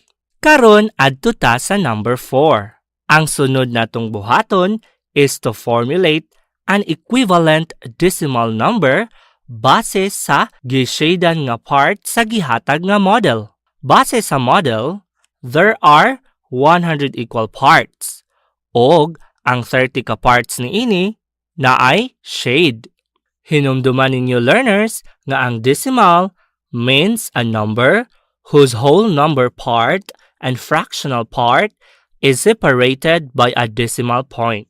So karon, para makuha nato ang equivalent decimal number, ato lang i-divide ang shaded part, which is 30, sa 100, since aduna may 100 ka-equal parts.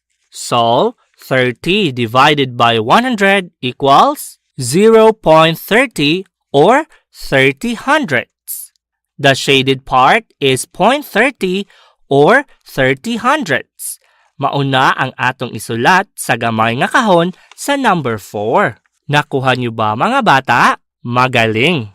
Now, kindly read and study the remaining examples na inyong makita diha sa inyuhang RBI learning materials. Then, after that, kindly open your RBI learning materials on page 5. For your activity, you are going to visualize percent and its relationship to fraction, ratio, and decimal. Write your answers inside the box. Now, it's time for you to do your activity.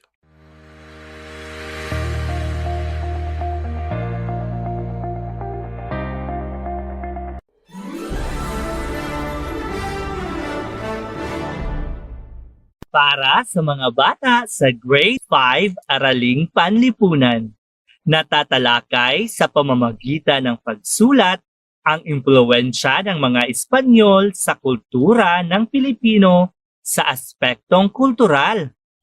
Mga bata, sa araw na ito, ating talakayin sa pamamagitan ng pagsulat ang impluwensya ng mga Espanyol sa kultura ng Pilipino sa aspektong kultural. Mga bata, pakibuksan ang inyong self-learning materials, Episode 10, Grade 5 at Grade 6 Araling Panlipunan, Day 9, page 46. Inyong makikita at mababasa ang impormasyon tungkol sa impluwensya ng mga Espanyol sa kultura ng mga Pilipino sa aspektong kultural. Ang pagiging kolonyal ng Pilipinas sa Espanya ay nagdala ng maraming pagbabago sa kultura at kalagayang panlipunan ng mga Filipino. Maraming aspeto ng pamumuhay ng mga Filipino ang nagbago dahil sa impluwensya ng Kristyanismo sa mga pagbabagong naganap sa kulturang Filipino. Tunghayan natin ang mga pagbabagong kultural sa panahon ng kolonyalismong Espanyol. Gawing gabay ang balangkas sa ibaba. Mga pagbabagong kultural. Una, pananamit at palamuti. Pangalawa, pagpapangalan. Pangatlo, pagdiriwang. Pang-apat, lutuin. Halimbawa, balikan natin ang segment tungkol sa usapan ni na Annie, Steffi, at ng kanilang papa.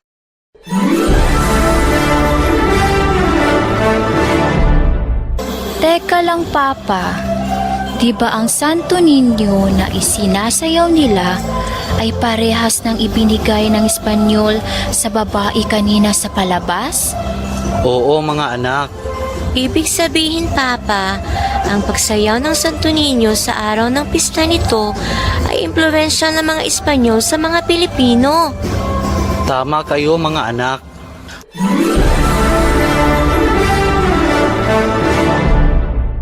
Mga bata, tama ang sinabi ni Steffi na ang pagsayaw ng Santo Niño sa araw ng pista nito ay impluwensya ng mga Espanyol sa mga Filipino. Isa ito sa mga relihiyosong pagdiriwang na nabuo sa paghalo ng sinaunang tradisyon at mga bagong natutunang musika mula sa mga Espanyol. Ito ay isa sa mga impluwensya ng kolonyalismong Espanyol sa mga Filipino na napapabilang sa aspektong kultural. Mga bata, pakibuksan ang inyong self-learning materials, page 47. Inyong makikita ang isang talahanayan. Sa unang hanay, inyong mababasa ang unang impluwensya ng mga Espanyol sa aspektong kultural. Sa pangalawang hanay, inyong mababasa ang impormasyon tungkol sa impluwensya ng mga Espanyol. Ang unang impluwensya ng mga Espanyol sa aspektong kultural ay ang pananamit at palamuti.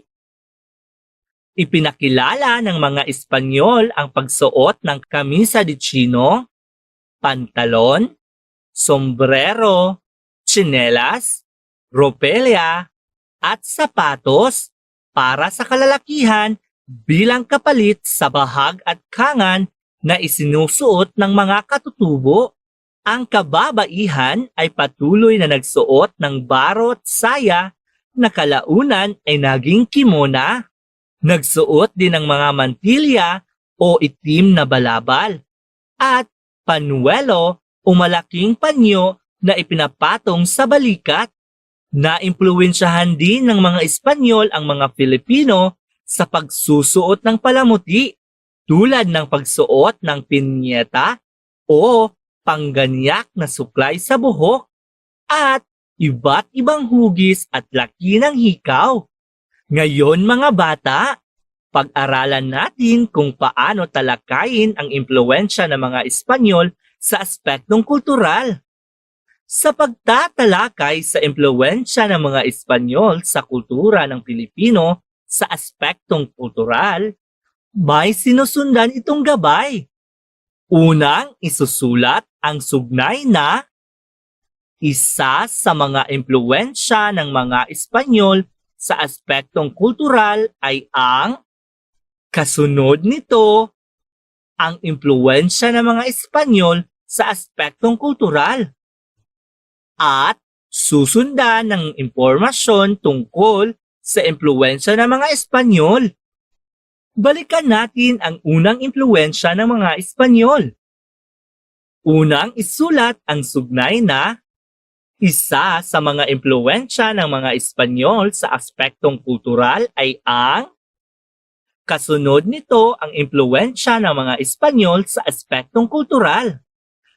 Kaya ang halimbawa ng pagtatalakay sa impluwensya ng mga Espanyol sa kultura ng Pilipino ay inyong mababasa sa loob ng kahon. Babasahin ko ngayon mga bata. Isa sa mga impluwensya ng mga Espanyol sa aspektong kultural ay ang pananamit at palamuti. Ipinakilala ng mga Espanyol ang pagsuot ng kamisa de chino, pantalon, sombrero, tsinelas, ropilya, at sapatos para sa kalalakihan bilang kapalit sa bahag at kangan na isinusuot ng mga katutubo. Ang kababaihan ay patuloy na nagsuot ng barot saya na kalaunan ay naging kimona. Nagsuot din sila ng mantilya o itim na balabal at panuelo o malaking panyo na ipinapatong sa balikat. Naimpluwensyahan din ng mga Espanyol ang mga Pilipino sa pagsusuot ng palamuti tulad ng pagsuot ng pinyeta o pangganyak na suklay sa buhok, at iba't ibang hugis at laki ng hikaw. Nakuha niyo ba, mga bata? Magaling! Ngayon, basahin ang iba pang halimbawa na inyong makikita sa inyong RBI Learning Materials.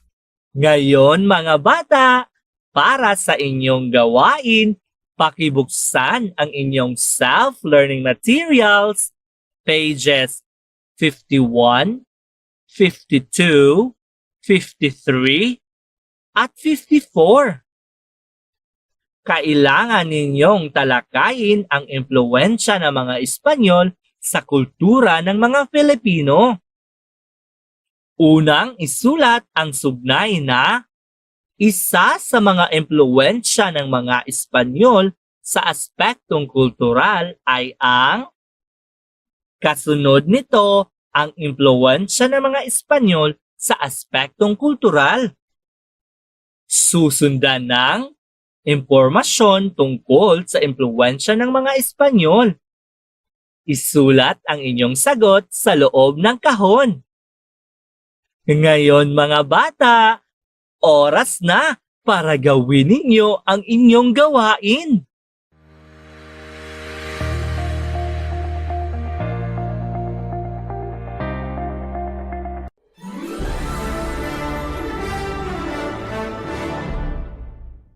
Para sa mga bata sa grade 6 mathematics, solves routine and non-routine problems involving subtraction of integers using appropriate strategies and tools.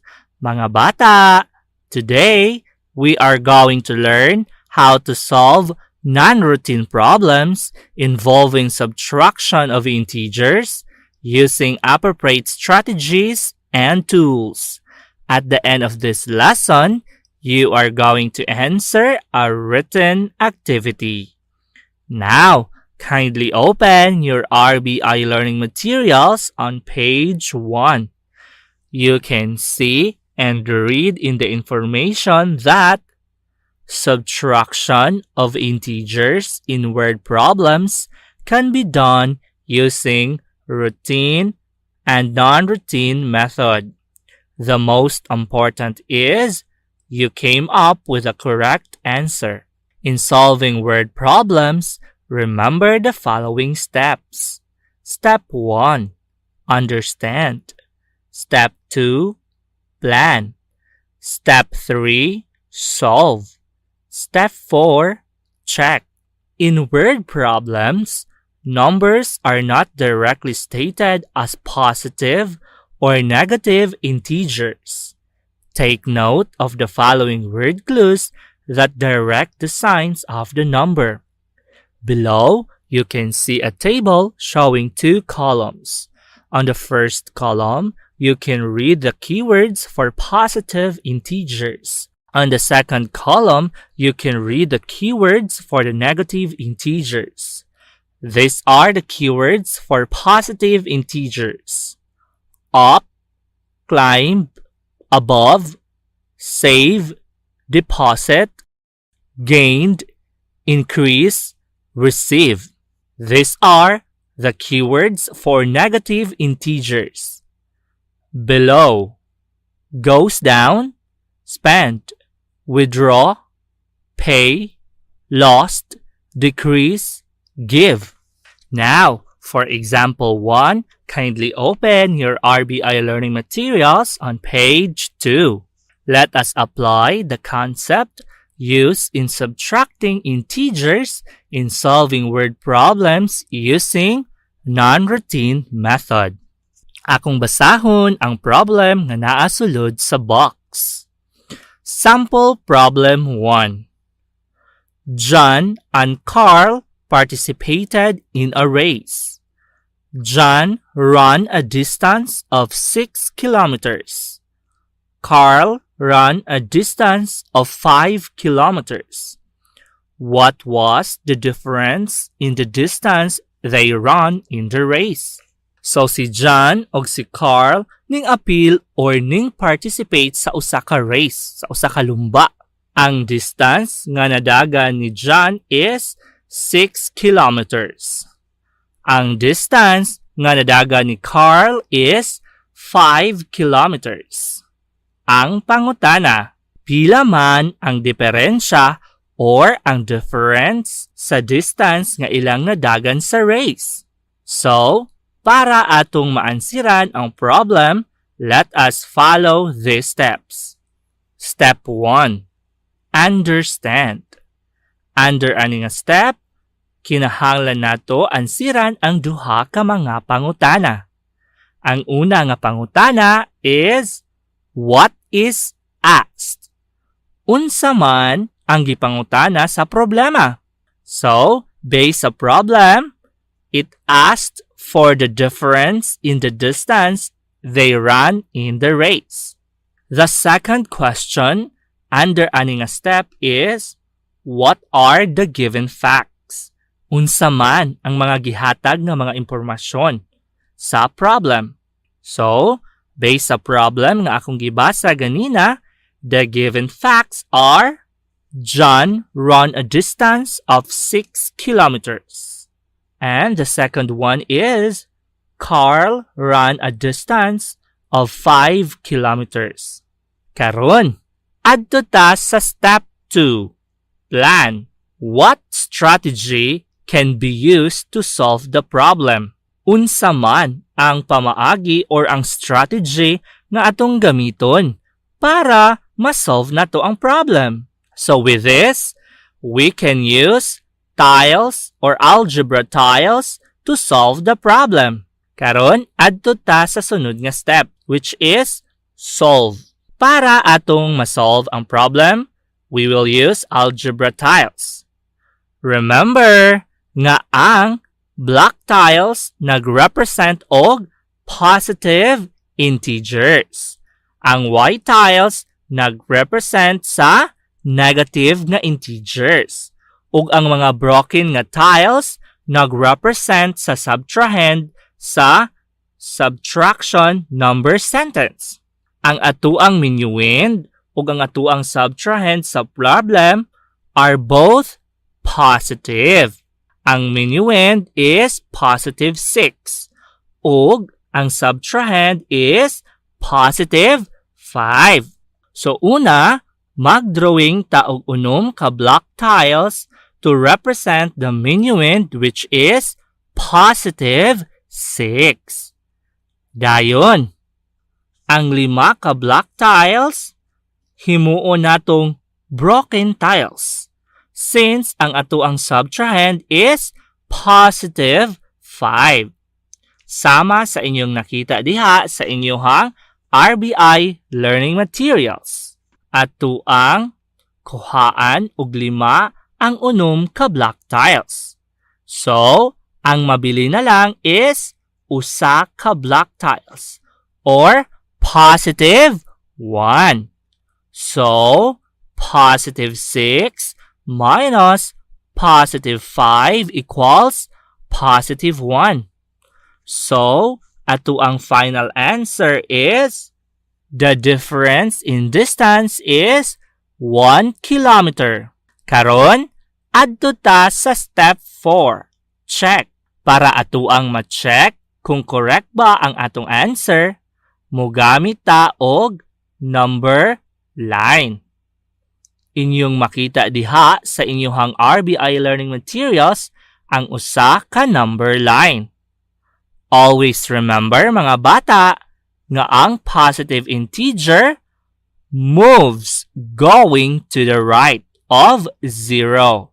So, ang unang arrow nga inyong makita nag-represent sa distance ni John, which is 6 units or 6 kilometers. Ang ikaduha nga arrow nag-represent sa distance ni Carl, which is 5 units or 5 kilometers. Inyong makita diha that their difference is just 1 unit. So, ang ato ang answer is correct. Now, kindly study the remaining example which is found in your RBI learning materials.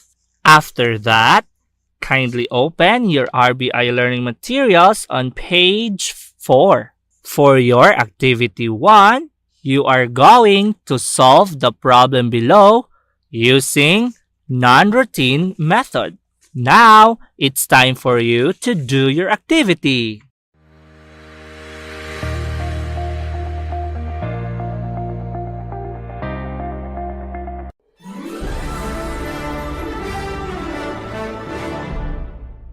Para sa mga bata sa grade 6 science.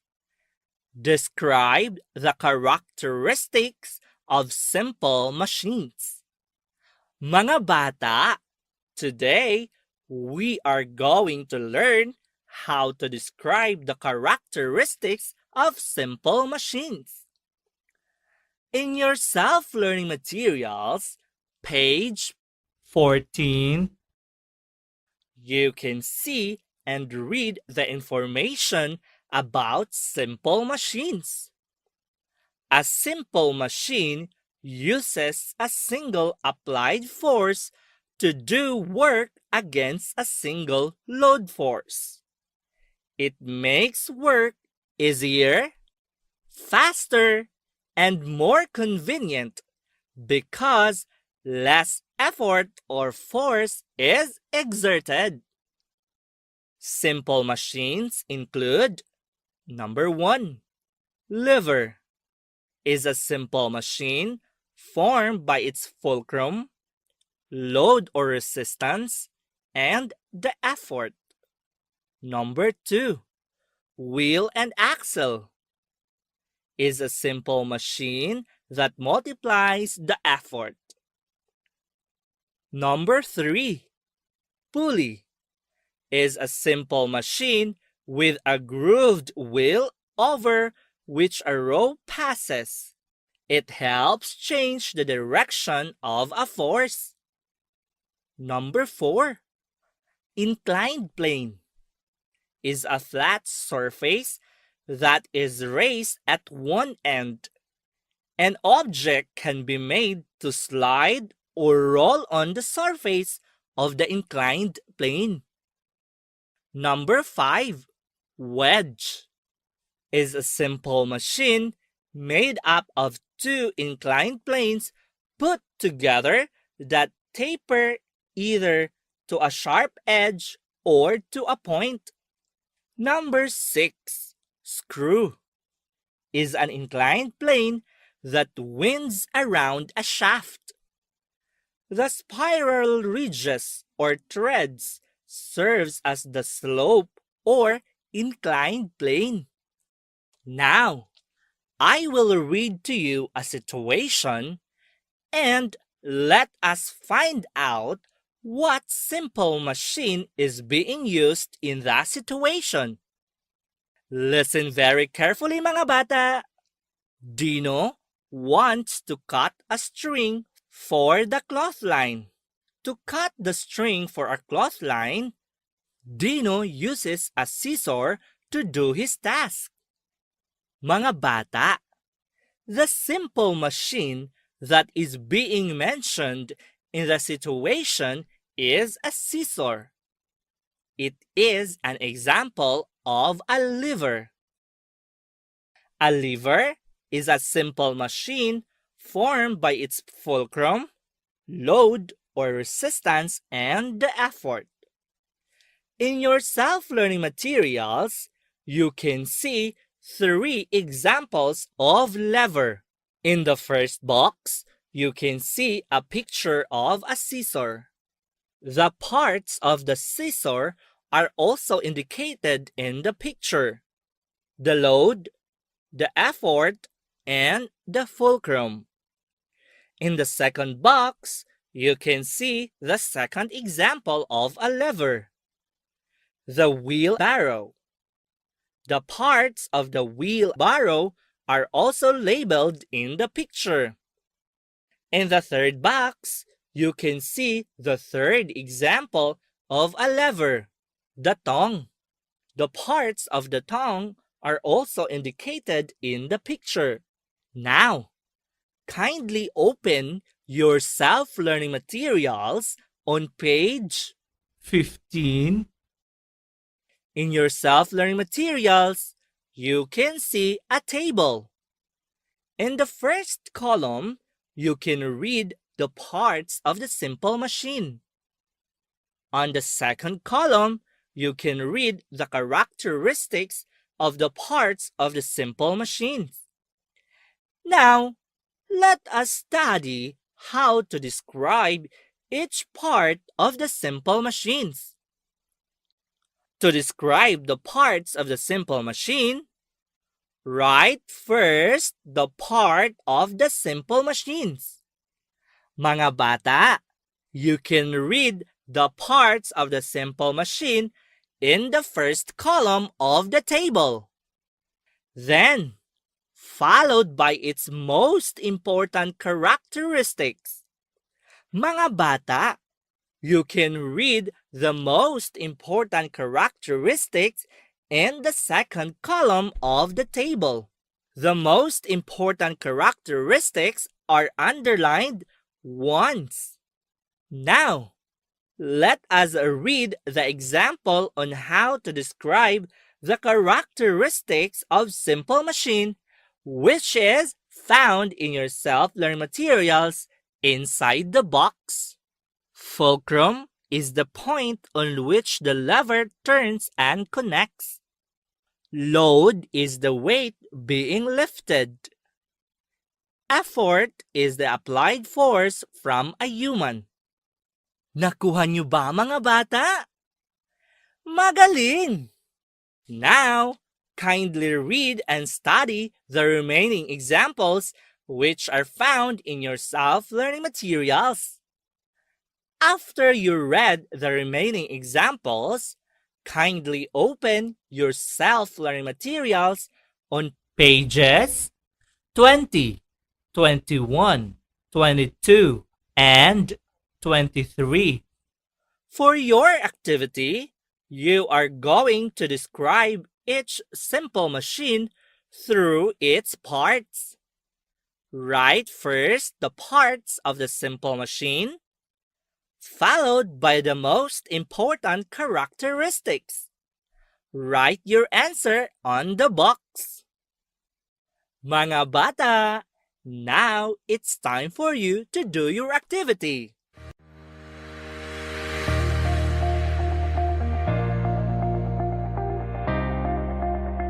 Sa ngalan na lang sa kinatibuk ang puwersa sa Tangub City Division sa pagpanguna sa atong Schools Division Superintendent Dr. Agostines Esepi, ingon man sa pag-abag sa atong Assistant Schools Division Superintendent Dr. Lorena P. Serrano, ingon man sa pag-ayuda ug pagsuporta gayud sa atong lokal nga pangagamhanan pinaagi sa atong halangdong mayor Dr. Jennifer Witan. Kining inyong mga magtutudlo sa kahanginan moingon kaninyo, daghan kayong salamat sa inyong pagpakig-uban kanamo sulod sa duha ka takna nga tulumanon. Hangtod ugma, bye-bye everyone. God bless us all.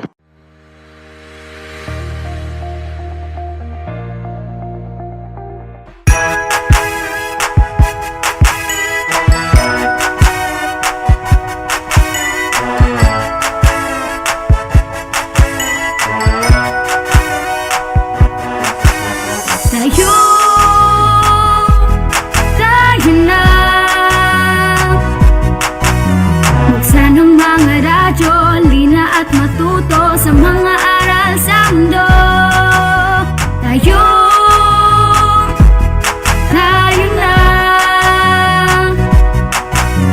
Pumutok na sa TV, mag-aral ng maigi to get the lessons easily. It's tangkop time. We learn all things, it's very fine, masaya. Tutok na. It's tangkop time. We learn all things, it's very fine, masaya. Tutok na.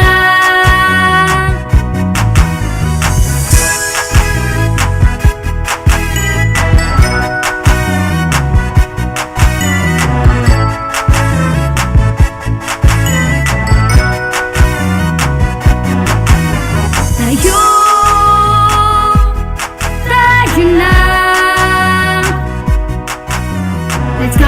together, supporting one another. We love, we care, we share.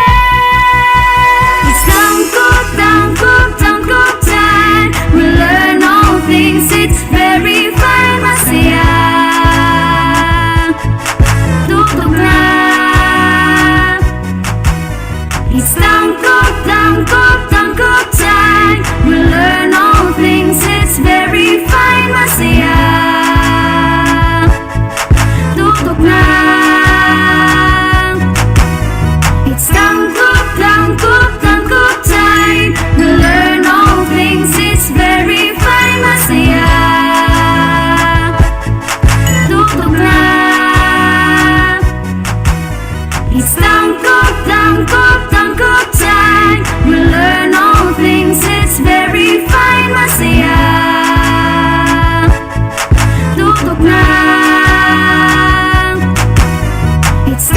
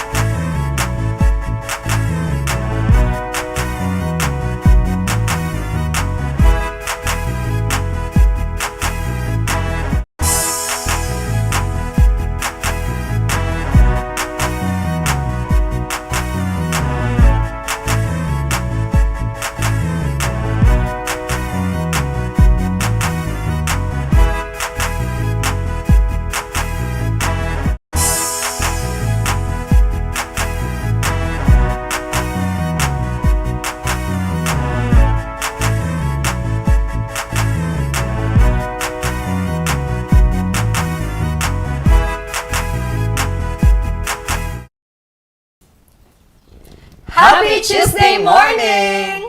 So good morning to all our elementary learners who are watching via our FB Live at Dipid Tayo Tanggub in Astral Academy. I am Herman Sumingit Jr. and you can call me Teacher June, gikan sa Maluro Integrated School. Ako sab, si Rose Angelicalda, and you can call me Teacher Rose. Gikan sa Balatacan Beach Primary School. Ug ako usab si Teacher Sherry Dane Aldohesa, you can call me Teacher Denden, gikan sa Kapalaran West Elementary School. And we are your teacher facilitators for today. So good morning, Teacher Rose. Good morning, Teacher Den. Good morning, usab Teacher June and Teacher Den. Good morning, usab Teacher Rose and Teacher June. So today is Tuesday, March 1, 2022. And today we will be discussing topics for grade 1, 2, and 3 MAPI music. We also have grade 2 English. We also have grade 3 English. And we also have grade 4 mathematics. Meron din tayong grade 5 Araling Panlipunan. And grade 6 Science. So Teacher Rose and Teacher Den, let's see our topic for today. For our grade 1 music, we will deal on identifies the pitch of tone as high, the so, and low, or the mi. Yes, and meron din tayong grade 2 music. Identifies the pitch of tone as high, which is so, low, which is mi, higher, which is la, and lower, re. We also have grade 2 English. Recognize the difference between made up and real in text listened to. And for our grade 3 music, we will deal on identifies the pitch of tone as high to higher, moderately high to higher, moderately low to lower, and low to lower. And for grade 3 English, we will discuss about recognized homophones. And for our grade 4 mathematics, we will have different kinds of quadrilateral. And for our grade 5 Araling Panlipunan, matatalakay natin ang tungkol sa pagbabago sa kultura ng mga Pilipino sa panahon ng mga Espanyol. And for our grade 6 science, we will discuss about simple machines. So learners, stay tuned for we will have a short break. This is Astral Academy Cyber School.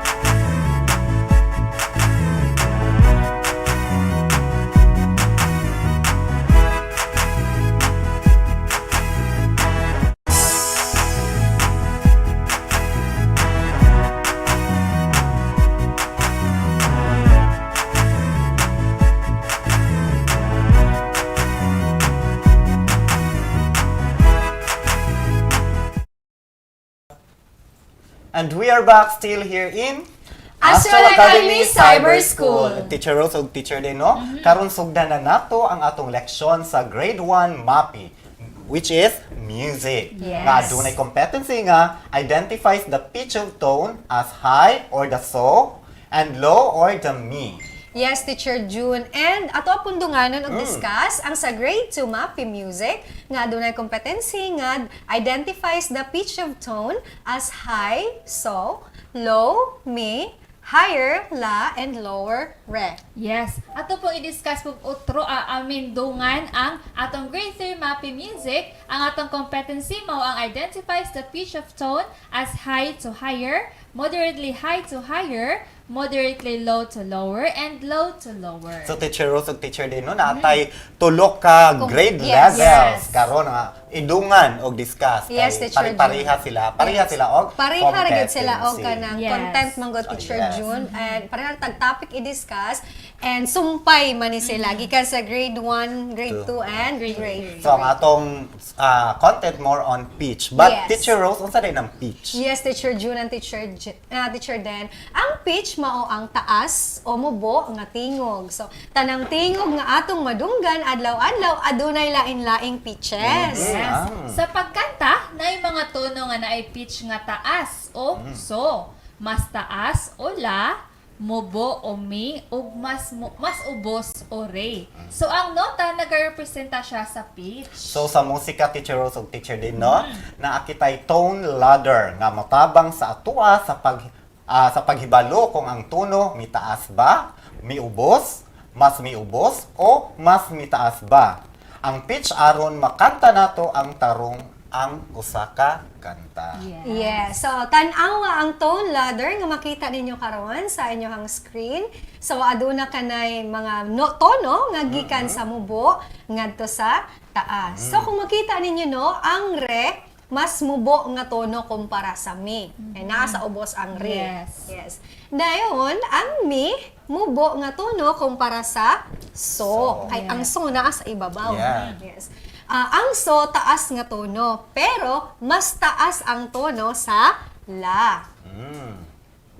Yes, so mas dali nato mapakita ang pitch o ang pagtaas o pagmubo sa tono pinaagi sa mga nota nga naa sa staff. So sa inyong screen, inyong makita diha ang usa ka staff.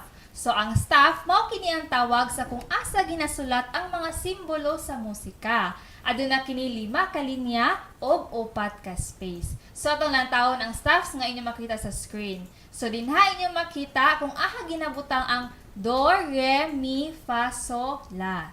So, sa do, inyong makita nga naa siya sa pinakaubos pa jud nga linya. Yes. So, gawas na siya sa first line sa Yes. staff.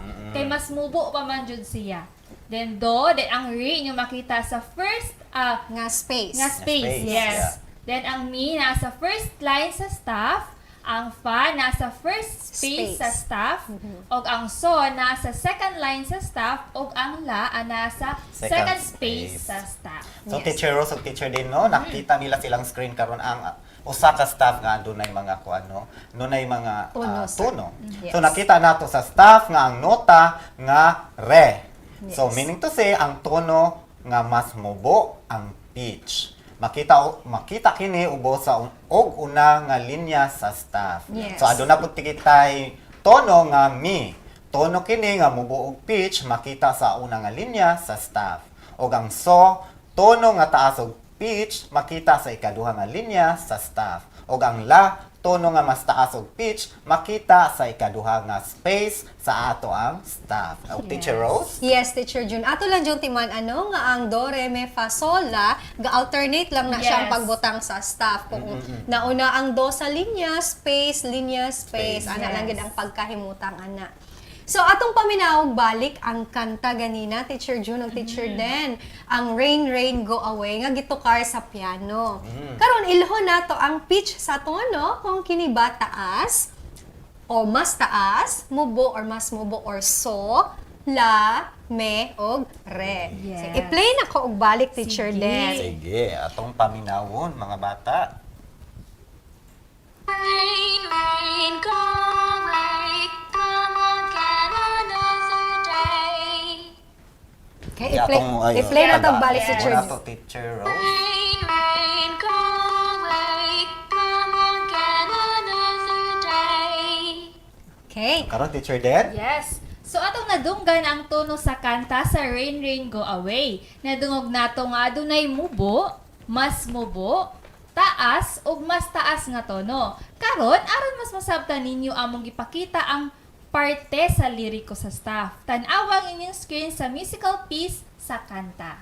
Okay. So Teacher Den o Teacher Rose, no, sa sugod nga liriko nga Rain, Rain Go Away ang tono anaa sa so. Yes, ang Which primero is nga nga rain. taas ang tono. Yes. Then gisundan kini sa usa pa ka rain nga lirik. Usa pa ka rain nga Yes, kay liriko. kaduha man giingon ang Nga rain, ana- rain, yeah, God. nga anaa sa mi nga tono na mas mubo ang tono ni ini. Yes. Dayon, ang go nga liriko, kaya diba, rain, rain, go. Go. Yes. So, ang go nga liriko, anaa sa tono nga so, nga taas. Ang way nga liriko, anaa sa tono nga mi, nga mubo. Yes. So ang kampod ug a nga liriko ana sa tono nga so nga taas. Og ang gain sa come again nga liriko ana sa tono nga mi nga mubo nga tono. Og Teacher Rose og Teacher Deno, ang sang usab, ang sang nga liriko anaa sa tono nga la, which is mas taas. Yes. And og ang other nga liriko or other nga lyrics anaa sa so nga tono nga taas, ug ang de nga liriko anaa sa tono nga mi, Yes. which is mubo. Yes. Sakto jud ka na, Teacher June ug Teacher Den. So, kinahanglan mapamilyar ninyo kung nakasulat ang mga tono nga do, re, mi, fa, so, ug la sa staff. Yes, Aron, exactly. mas sayon pag-ila sa mga tono sa usa ka kanta. Yes. So, sa mga bata sa inyong self-learning materials, paminawa sa ninyo ang kanta nga Baba Black Sheep.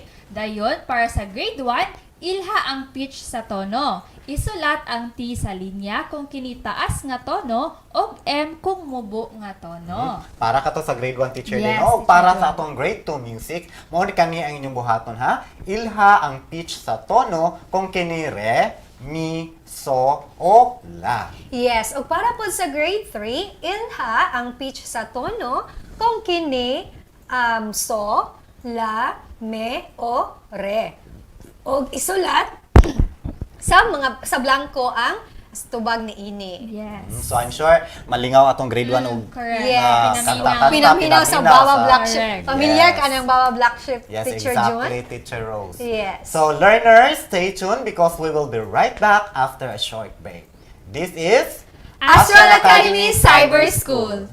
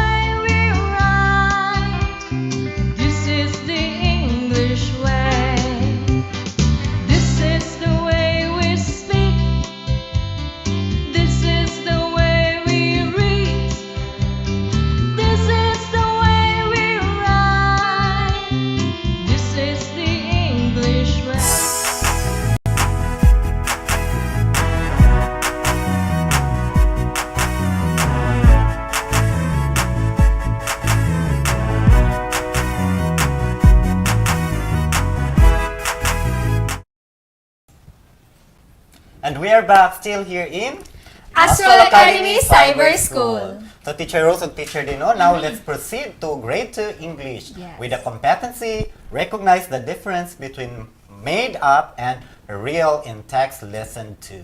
Yeah, so the difference between made up and real is that made up tells about the things that could never happen in real life, while real tells about events that could happen in real life. Yes. So to understand better what is made up and real, let's have an example. So, Piping and Trining arrived at the kingdom of Lilliput and it was a dream. So, unsa kani made up ba ni or real? Yes. So, this sentence is an example of made up. That is because kingdom of Lilliput is not existing or dili siya tinuod. So in short, dili na to makita og aha na dapit ang kingdom of Lilliput. Yeah. No, mugna raman jud na siya. Mura siya, it doesn't exist. Yes. So then based on the sentence, it was just a dream. That's why it is just made up. Yes, exactly, Teacher Den, no? So, we'll have another example. Another example is Piping and Trining were eating mangoes.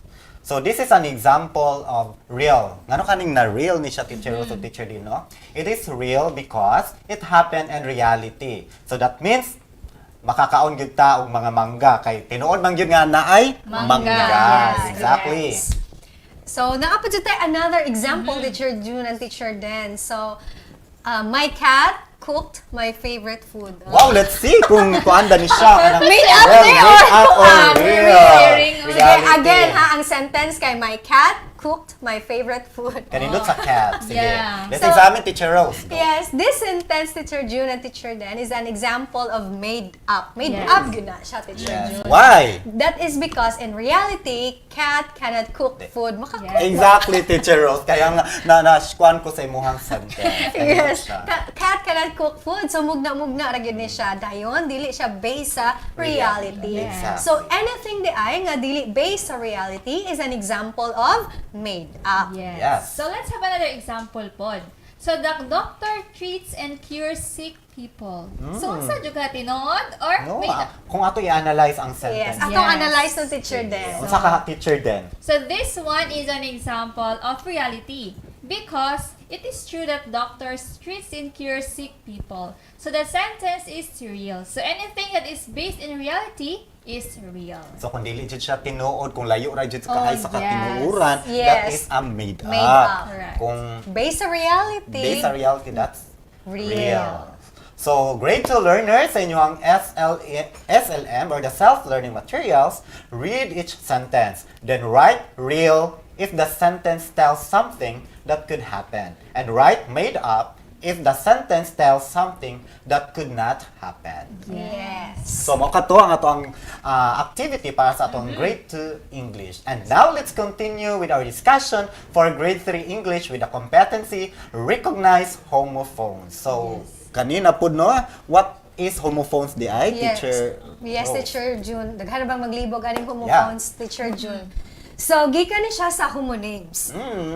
It's broadly defined as words which are homographs, words that share the same spelling regardless of pronunciation, or homophones, words that share the same pronunciation regardless of the spelling. Yes. So, but today we will only discuss about homophones. So, homophones is a word that is pronounced the same to the varying extent as another word but differs in meaning. So, a homophone may also differ in spelling. So, same siya pagka-pronounce? Same siya. Sounds like. Yes, sounds Oh, like. yeah. Pero lahi dahil ito. Yes. Lahi og spelling. Yes, Correct. lahi dahil dili dahil gyapon siya parihag meaning. So, example. Let's have an example. So, air and hair. So, ang air, hangin. Ang kanang isa is, unsa man na siyang isa ka, Teacher June?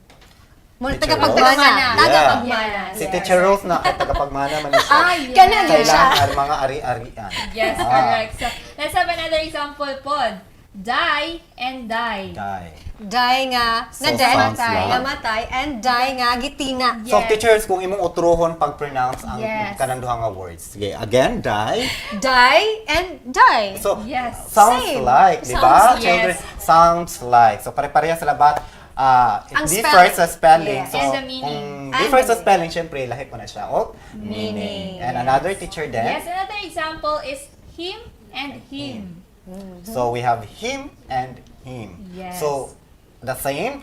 Two words sounds like, pare-pareho sila pagka-pronounce, but the different in spelling and different in meaning. And another, we have teacher then? Maid and maid. So, maid and Maid. Yes. So, ang isa spelled out as A-M, teacher Rose? Yes. The other one spells out M-A-I-D. Maid. This is usually kanang mga katabang nato sa balay. Yes. And maid, which is M-A-D-E. Siya mo siya mga materials made of. Made of. Yes. So, learners, let's read a situation and recognize the homophones used in the situation. So, I guess mas maayo mo basa si Teacher Rose. Yes. Actually, ganahan ko maminaw sa imong pronunciation, Teacher Yes, Rose. The way you read the Sige, sentences. ako'y basa, so, Teacher yes. June. Sige. Lino is going home from school. When he is about to open the door, his dog smells with his nose and knows that Lino has come. So nakuha na to, no? Na may dyan mo basa. Yes. Mayo dyan Ikaw dyan, Teacher June, no? So, based sa ato ang situation nga gibasa ni Rose ganina, Teacher Rose, unsa ka to ang ato ang mga sounds like nga mga words. Unsa ka ang mga sounds like, but homophones, exactly. Nga itong Mga makuha sa homophones. situation. Sige. Yes. So, ganina, the word nose is a part of a body used for smelling. So, nose naman to ganina, the dog smells with his nose. Yes. So, kini nose. Part of the body used for smelling. Yeah. Then, the word nose, kay sumpay man to, his dog smells with his nose and knows that Lino has come. So, the word nose and nose are homophones. Yes. Nose, which is a part of the body used for smelling, and the word nose, which is a verb, which means being aware of through observation, inquiry, or information. Isulat na to ang duha ka word. Yes, exactly. Ato ipakita kay Para usahay klaro, para klaro Teacher nga June, lahi o gyud siya bunsa nga spelling, mga word. Yes. lahi siya og meaning. Yes. So, let's write the words, Teacher Rose. Aside from maayo mo pronounce si Teacher Rose, no? Ganahan ko pa. Yes, exactly. Kini si Teacher June, pud maayo man siya magsuwat. Dapat may kailangan nga maayo pod mo nindot og agi. Katong usa sa ato mga technical people. Kinsa man to, Teacher June? Si Sir Norbel nindot siya agi pod. So, inyo makita dira ang duha ka words nga the same in pronunciation pero different in spelling and meaning. Yeah. Yes. So, these are the words nga ingon ni Teacher Rose ganina. So, ang isa, nose, muna siya nga nose. Muna siya part of the body used for smelling, kini. And then, nose, this is a verb that is used for being aware, which means being aware of through observation, inquiry, or information. So, nose and nose, di ba? Same ra siya. Nose and nose are example of homophones because these words have the same pronunciation but differ in meaning and spelling. Exactly, Teacher Rose. And Teacher Den? Yes, so let's have another example na po para mas masados ng mga bata. So, mas may isulat po na. Sige, Teacher Den, is what are those giving the examples? This time, let's have 4 words. Yes, then 4 let's words. recognize or identify the 2 homophones. We have pray. That spells out as P-R-A-Y. And spree, that spells out S-P-R-E-N-E. Yes. Another is pray. It spells out P-R-E-and-Y. Yeah. And free, which spells out F-R-E-and-E. So, what are we going to do with this, Teacher Den? The 4 words. Sa ang kuan ana homophones. Okay. So, i-identify ang duha ka words nga the same sila pagka-pronounce. Sa atong basahag balik, Teacher Den, para maka-identify sila Yes. og unsang word ang same pagka-pronounce. Sige, Teacher Den. So, let's have pray, spree, pray, and free. Again, Teacher Rose, para mas masabtan Yes. nila nga pare-pareha dyan sila pronunciation. Yes. Pwede basahog utro. Yes, Teacher June. So, naatay pray, naatay spree, naatay pray, and free. So, which words among the 4 has the same pronunciation? So yes, teacher Den, kaani nga mga so- four ano yung mga words ang pariha. So among the 4 words, the homophonous words are pray nga nag-ampo. Yes. O ang pray nga isa pa jud. Yes. Mamura siya og kuan. Kanang more man siya og victim. Yes, Prey oo. and predator sa signs. Yeah. Yes. Napatay another example, So ato ang teacher. gisirkulan, Yes, teacher. atong To circulan. make it clear sa ato ang mga learners mao ni ato- ang mga homophones. Yes, nga mga words. So, pray and pray. And at this time, si Teacher Rose na po, Teacher din ang maghatag og Yes, example. hata siya example. For better understanding Yes, sa ato ang naana mga ko nahon-nahon ang teacher Jun, Yeah, teacher sige, Den. sige. Yes, natay.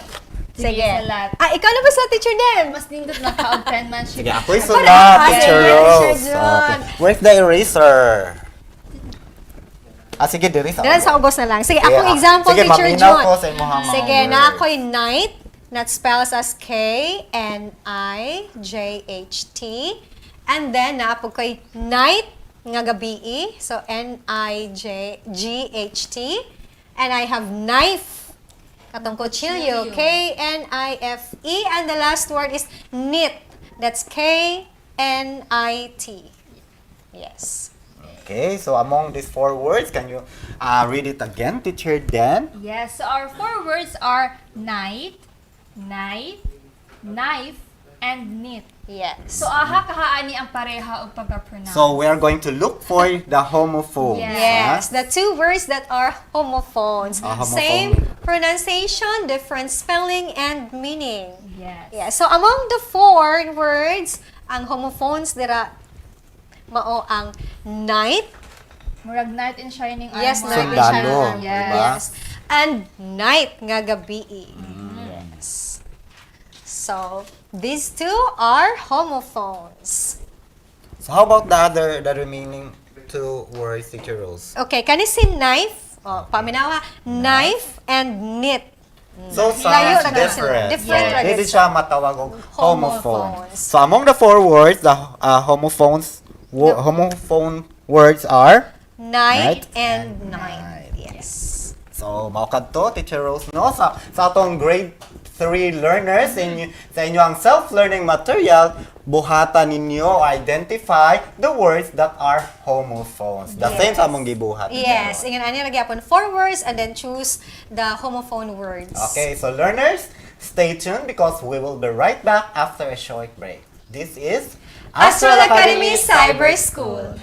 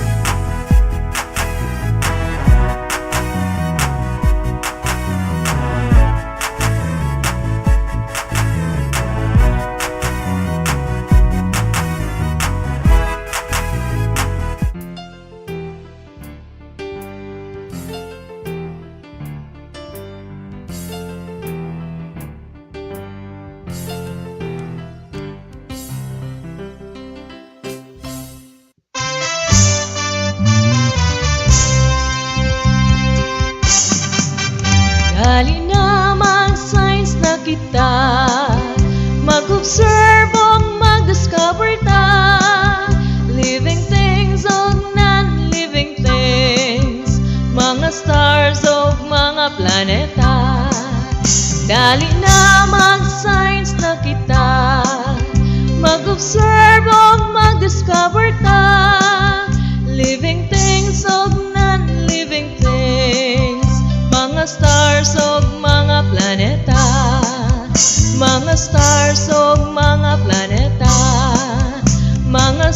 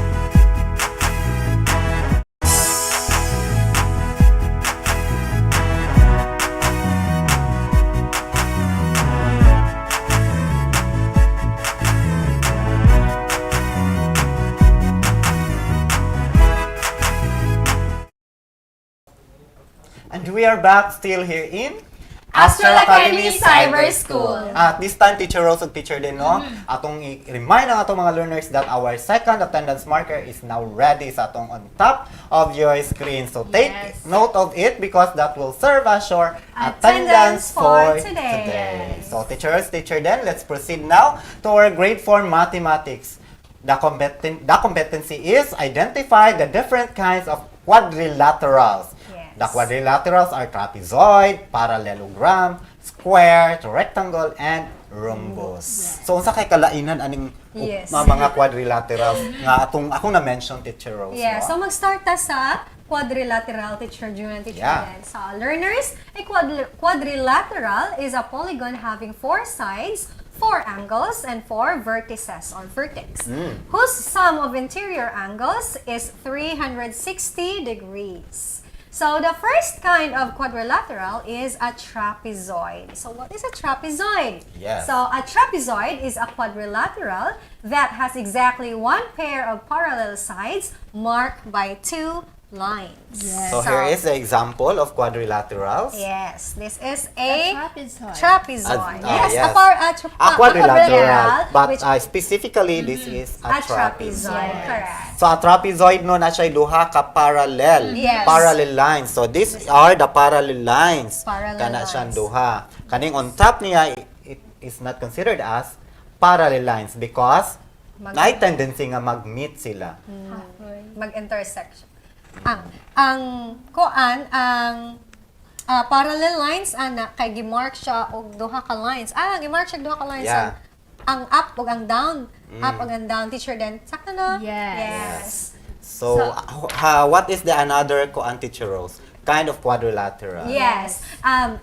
Naman tayo another kind of parallelogram, no? Ang first is trapezoid, ang second is parallelogram. Yes. So, a parallelogram is a quadrilateral whose opposite sides are parallel and equal marked by 1 line and 2 lines. Okay, ato ipakita ang Mali example siya sa parallelogram. The opposite sides are parallel. Opposite sides are parallel. Yes, and they are marked by 1 line and 2 lines. So this one is parallel, the side by side, and the top and the bottom are also parallel. Yes. So see, they are marked with 1, kaning duha ka sides nga parallel, and ang top ug ang bottom nga parallel pod gimark as 2 lines. Yes. Exactly. And the third classification of quadrilateral is the square. Yes. So a square has equal sides marked by the blue lines and 4 right angles marked by the symbol for the right angle. Kani siya ang pinaka-common, Teacher June and Teacher exactly. Den. Medyo masayap ang mga bata ni square kay kuan gid siya. Equal sides. So equal sides, ang measurement sa sides niya, parehas siya sa or true to all. Yes. So, parehas silang measurement. Yes. And also ilang angle, if you look at the angle, it measures 90 degrees. Yes. So both, no, not both. The 4 angles are measured 90 degrees. Yes. And what's next, Teacher Rose? Yes, the next kind of quadrilateral is a rectangle. Diba? Common Yes. word ni siya sa mga bata. Yeah, so rectangle, its opposite sides are parallel and equal in length marked by the orange lines, and it has 4 right angles marked by the symbol for the right angles. Yes. So, this is an example of a rectangle. So as you observe, ang rectangle, so meaning to say the length of these sides up here and the length of the sides in the lower portion, pariha, congruent ang measurement. So if we say 90 diri ang centimeters, it would be also 90 centimeters. Ang side po, Teacher June, is the sides of the 2 sides of the rectangle also measures the same, congruent sila. So ang the other side and this one. If this is 30 centimeters, so the other side measures 30 centimeters. yes, and also the angle, they have Yes, if you look at the angle, they measured 90 degrees. yes, so right angle gihapon Yes, siya, right same sa angle. square. So kung atong i-compare ang square Yes. no ug ang rectangle, if you try to compare nato para mas klaro sa ilaha, para di sila maglibog, ang square pariha tanan ang sides, ang Equal ang measurement. sides. And the angle is 90 degrees. While Whereas, yes, whereas ang kaning rectangle Duha lang. Yes, The duha two lang. sides are equal, di ba? Yes, the side by side are equal, and top and bottom are also equal. Equal. And both the square and the rectangle have the same right angles. Angles. Next, what's the next, Teacher Rose? Yes. A kind of quadrilateral. Yes, We teacher, have then we have rhombus. Yes, the rhombus or the rhombi in plural. Yes. So it has 4 equal sides but no right angles. Yes, look at So as you the see, it measures, dili siya 90 degrees. So Yes. therefore, di siya right mura angle. siyang So nahiring na kaniyang square. angle, ang mga Correct. angle. Ato ipakita si square Hearing, naguba yung Mura siyang foundation. nahiring. So, unsay difference kaya ani no? Ang difference sa square and the rhombus. The only difference nila is ang measurement sa Yes. ilahang angle. So, Wala kani siya 90 degrees. Kana Kay siya. right angle man iyahang na Ang form, rhombus dili. while ang rhombus dili siya 90. But then same ra gihapon sa square nga naa siya Pariha, equal sides ilahang ang sides. length. Right Oh, angles. yeah. Wala lang siya right angle. Alright? So, learners sa grade 5, it is easy as that when you identify the different kinds of quadrilateral. So, you just have to remember how many sides are equal and parallel and what angle the kinds it has. Yes, so that's right, Teacher June. And once you're familiar with that, you can identify the different kinds of quadrilateral found in your activity in your self-learning material. Yes, that's correct, Teacher Rose. So, ngayon naman ay ipagpatuloy natin ang ating talakayan para sa mga bata natin sa grade 5 sa asignaturang Araling Panlipunan. Yes, Teacher Deno. Ang ating competency ay tungkol sa natatalakay sa pamamagitan ng pagsulat ang impluwensya ng mga Espanyol sa kultura ng mga Pilipino sa aspektong kultural. Yes, so pag-usapan natin ang mga impluwensya ng Espanyol, Teacher June and Teacher Den. So, ang pagiging kolonyal ng Pilipinas sa Espanya ay nagdala ng maraming pagbabago sa kultura at kalagayang panlipunan ng mga Pilipino. Maraming aspeto ng pamumuhay ng mga Pilipino ang nagbago dahil sa impluwensya ng Kristyanismo sa mga pagbabagong naganap sa kulturang Pilipino. tama. Yes. So ngayon, tunghayan natin ang mga pagbabagong kultural sa panahon ng kolonyalismong Espanyol. Gawing gabay ang balangkas na ito.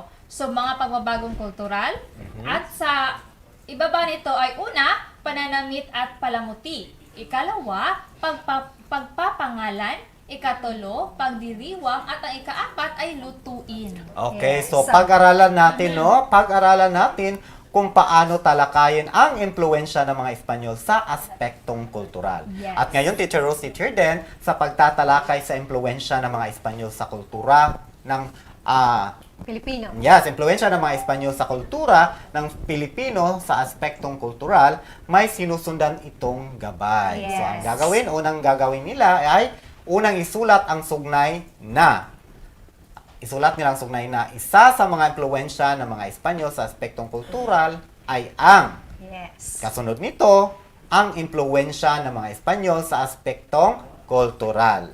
At susundan ng impormasyon tungkol sa impluwensya ng mga Espanyol. Yes, tama ka dyan, Teacher June. So, bali, meron tayong tatlong bahagi sa pagsulat ng pagtatalakay. So, unang isulat ang sugnay na isa sa mga impluwensya ng mga Espanyol sa aspektong kultural ay ang.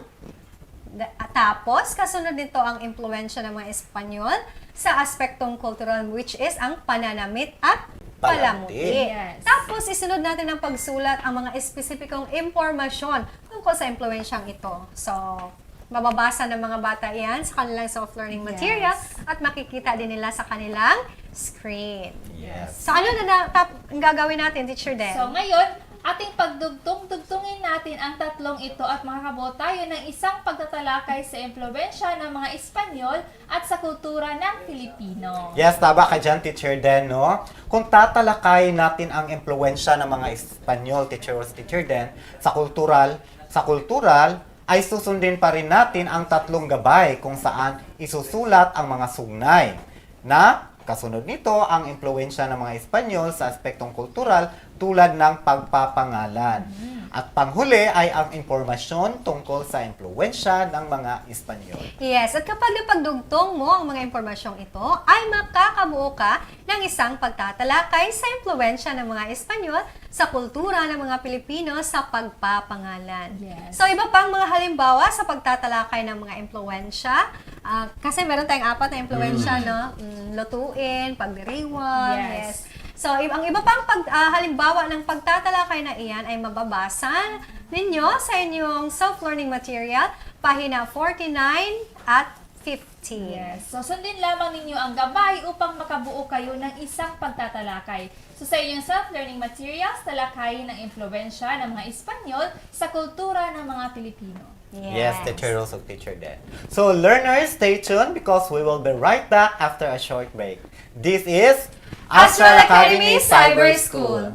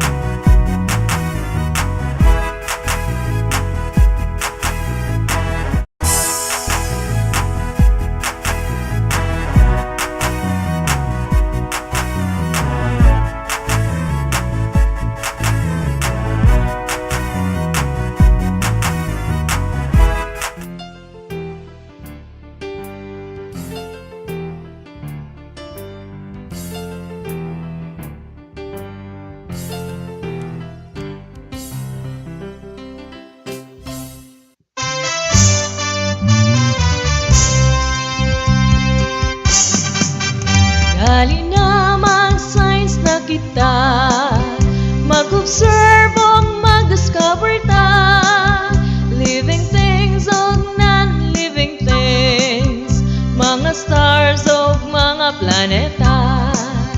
Dali na mag-science na kita, mag-observe o mag-discover ta, living things o non-living things, mga stars o mga planeta, mga stars o mga planeta, mga stars o mga planeta.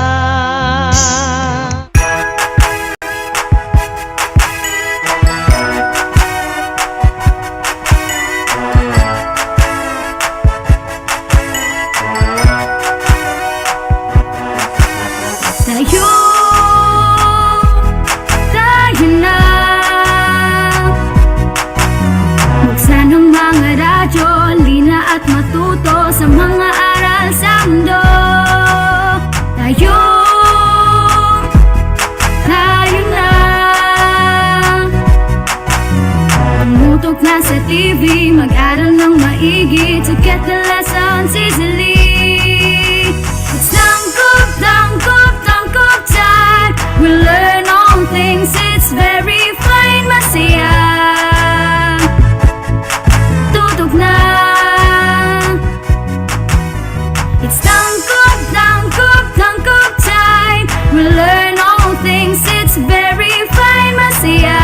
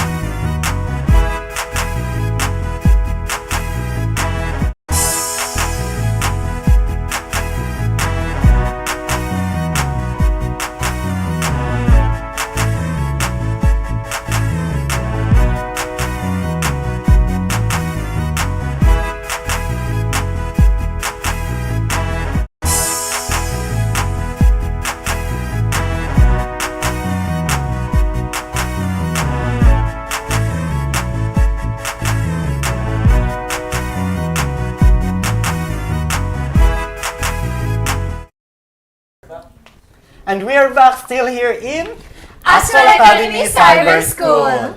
And Teacher Rose ug Teacher Deno. And now let's proceed sa ato ang lesson for grade 6 science with a competency. Describe the characteristics of simple machines. So Yes. Teacher Rose, what is simple machine? So let's define simple machine. Simple machine uses a single applied force to do work against a single load force. It makes work easier, faster, and more convenient because less effort or force is exerted. Yes. So we have 6 simple machines. That's right, Teacher Rose. So the first is lever. It is a simple machine formed by its fulcrum, load or resistance, and the effort. Another is wheel and axle. It is a simple machine that multiplies the effort. So another type of simple machine or another kind of simple machine is we have pulley. Yes. It is a simple machine with a groove well over which a rope passes. So it helps change the direction of a force. Yes. And another one, Right. Teacher June? we have the inclined plane also.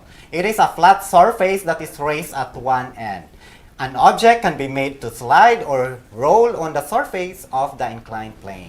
Yes, and we have wedge. So it is a simple machine made up of 2 inclined planes put together that taper either to a sharp edge or to a point. And the last one is screw. So it is an inclined plane that winds around a shaft. The spiral ridges or threads serves as the slope or inclined plane. Yes. So now let's describe these simple machines according to its parts. The first simple machine we have is the lever. To describe the parts of a lever, write first the part of the simple machine in this example. We have the fulcrum part. So followed by its most important characteristics, which is the point on which the lever turns and connects. Load is the weight being lifted. Effort is the applied force from a human. So, that's why we have the description. Fulcrum is the point on which the lever turns and connects. Load is the weight being lifted. Then effort is the applied force from a human. Yes, that's right, Teacher Deno. So same goes with the other parts of the simple machine. So let's take, for example, the well and axle. Now, to describe the parts of a well and axle, write first the part of the simple machine in this example. So we have well part, followed by its most important characteristic, which is the round disc attached to the axle. So axle is the rod put in the center to hold the well. Yes, that's right, Teacher June. So, that's why when we're going to describe the wheel, we will have wheel is a round disc attached to the axle. Axle is the rod put in the center to hold the wheel.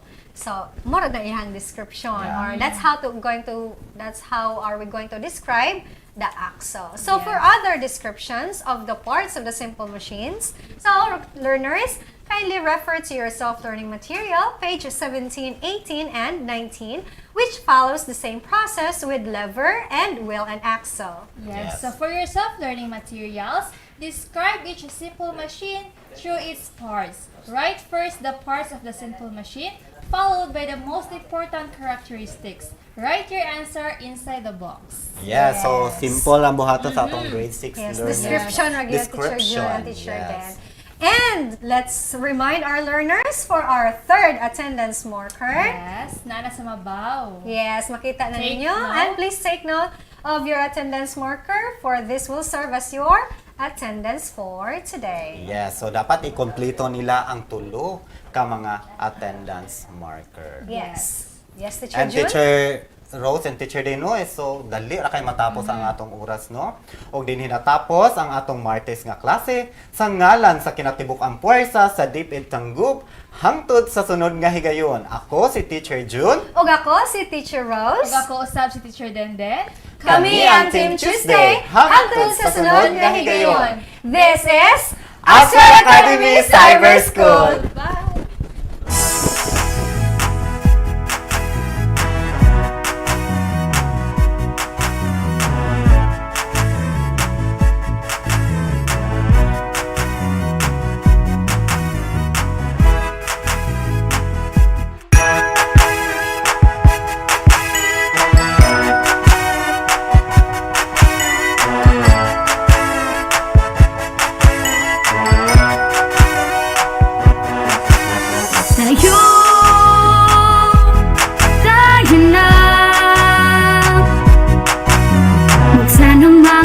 radyo, lina at matuto sa mga aral sa mundo.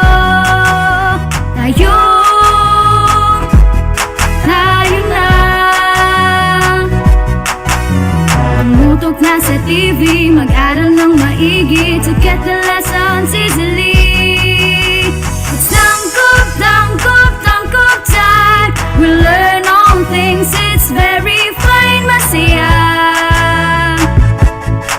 Tutok na. It's tangkop, tangkop, tangkop time. We learn all things, it's very fine, masaya. Tutok na.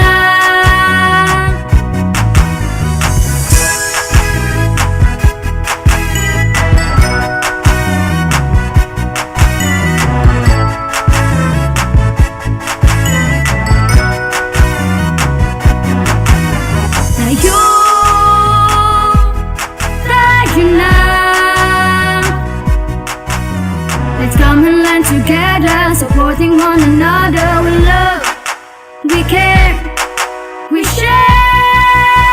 It's tangkop, tangkop, tangkop time. We learn all things, it's very fine, masaya. Tutok na. It's tangkop, tangkop, tangkop time. We learn all things, it's very fine, masaya. Tutok na. It's tangkop, tangkop, tangkop time. We learn all things, it's very fine, masaya. Tutok na. It's tangkop, tangkop, tangkop time. We learn all things, it's very fine, masaya. Tutok na.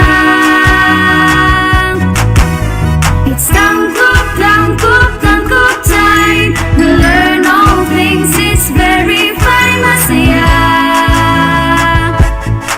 Tutok na. Tangkop, tangkop time.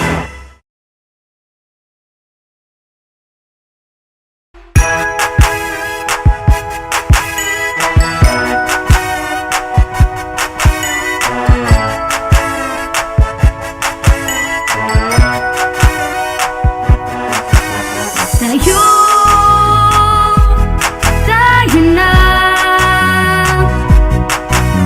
Buksan ang mga radyo, lina at matuto sa mga aral sa mundo. Tayo na. Tumutok na sa TV, mag-aral ng maigi to get the lessons easily. It's tangkop, tangkop, tangkop time. We learn all things, it's very fine, masaya. Tutok na. It's tangkop, tangkop, tangkop time. We learn all things, it's very fine, masaya. Tutok na.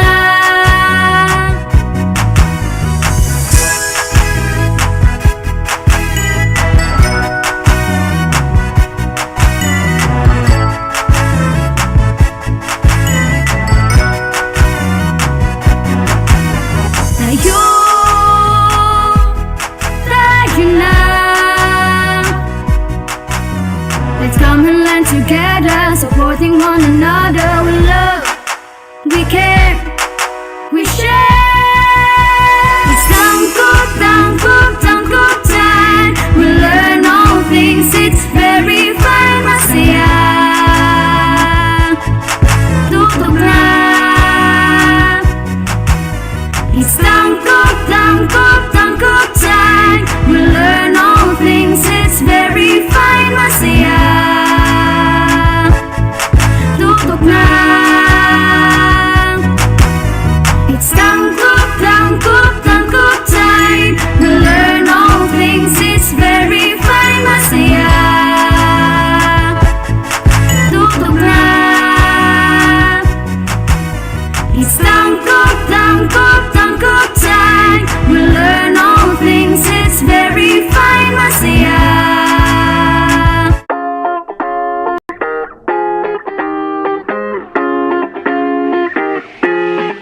the Department of Education, Division of Tangub City, in partnership with the local government unit of Tangub, presents Ang Tangkub, Transforming Advancement in the New Normal, guiding K-12 learners under broadcast media and instructional program crafted in response to the need of making education possible and accessible to students at the comfort of their homes. It covers the most essential competencies, thematically layered in drama plays which were originally written, directed, and performed by teachers to see to it that education is securely provided. This is Ang Tangkub.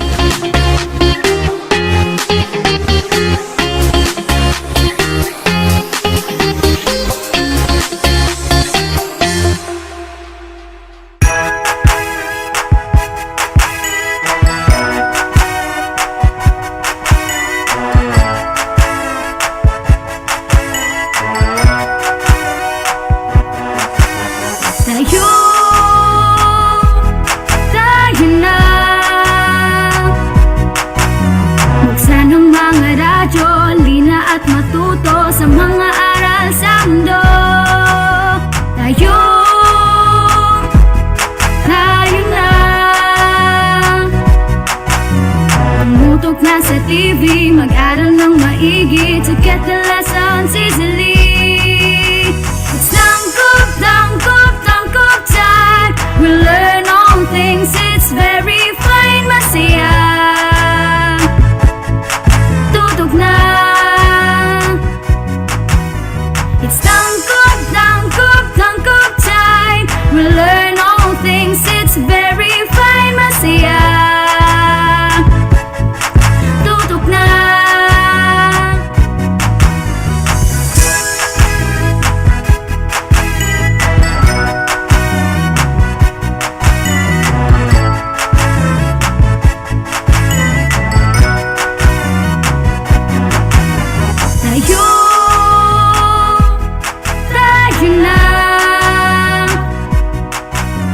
Let's come and learn together, supporting one another. We love, we care, we share.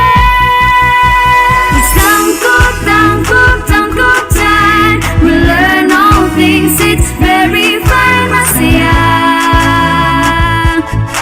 Tutok na. It's tangkub, tangkub, tangkub time. We learn all things, it's very fine, masaya. Tutok na. It's tangkub, tangkub, tangkub time. We learn all things, it's very fine, masaya. Tutok na. It's tangkub, tangkub, tangkub time. We learn all things, it's very fine, masaya. Tutok na. It's tangkub, tangkub, tangkub time. We learn all things, it's very fine, masaya. Tutok na. Tangkub, tangkub time.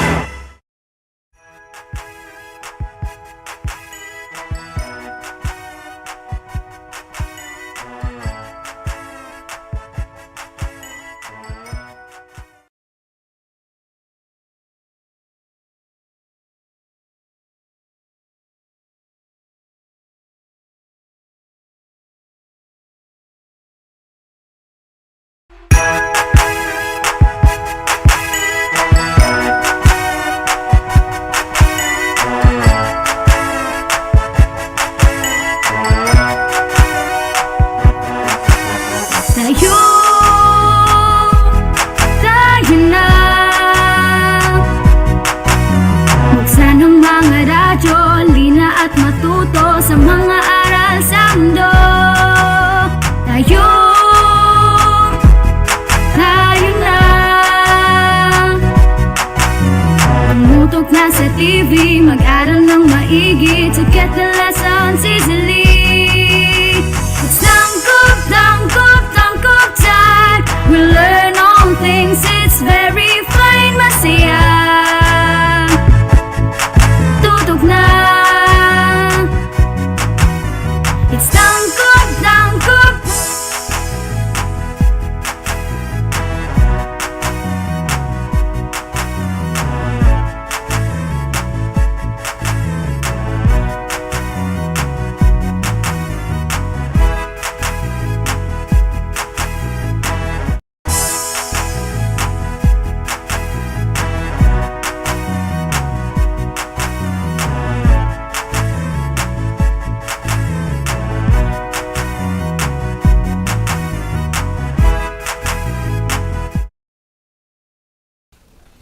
Good morning to our senior high school learners who are watching via our FB Live at DepEd Tayo Tanggub and Astral Academy. I am Mama Halia Sultan from Santa Maria National High School. And I am Mildred Bibi Chaida from Tanggub City National High School. And we are your teacher facilitators today. Good morning, Mama Hal. Good morning, Ma'am Mildred. Okay, so today is a Tuesday. Yes, that's correct, ma'am. It's March 1. It's the first day of March 2022. And we will be discussing topics all about our subjects, practical research 1, and of course, creative writing. Alright, so this morning, Mamahal, we will be discussing topics on practical research 1. And the learning competencies are designs a research project related to daily life and writes a research title. So learners, it is very important to study this competency because before you begin your research, you have to answer this question. So, where should I start my research? How do I choose a topic?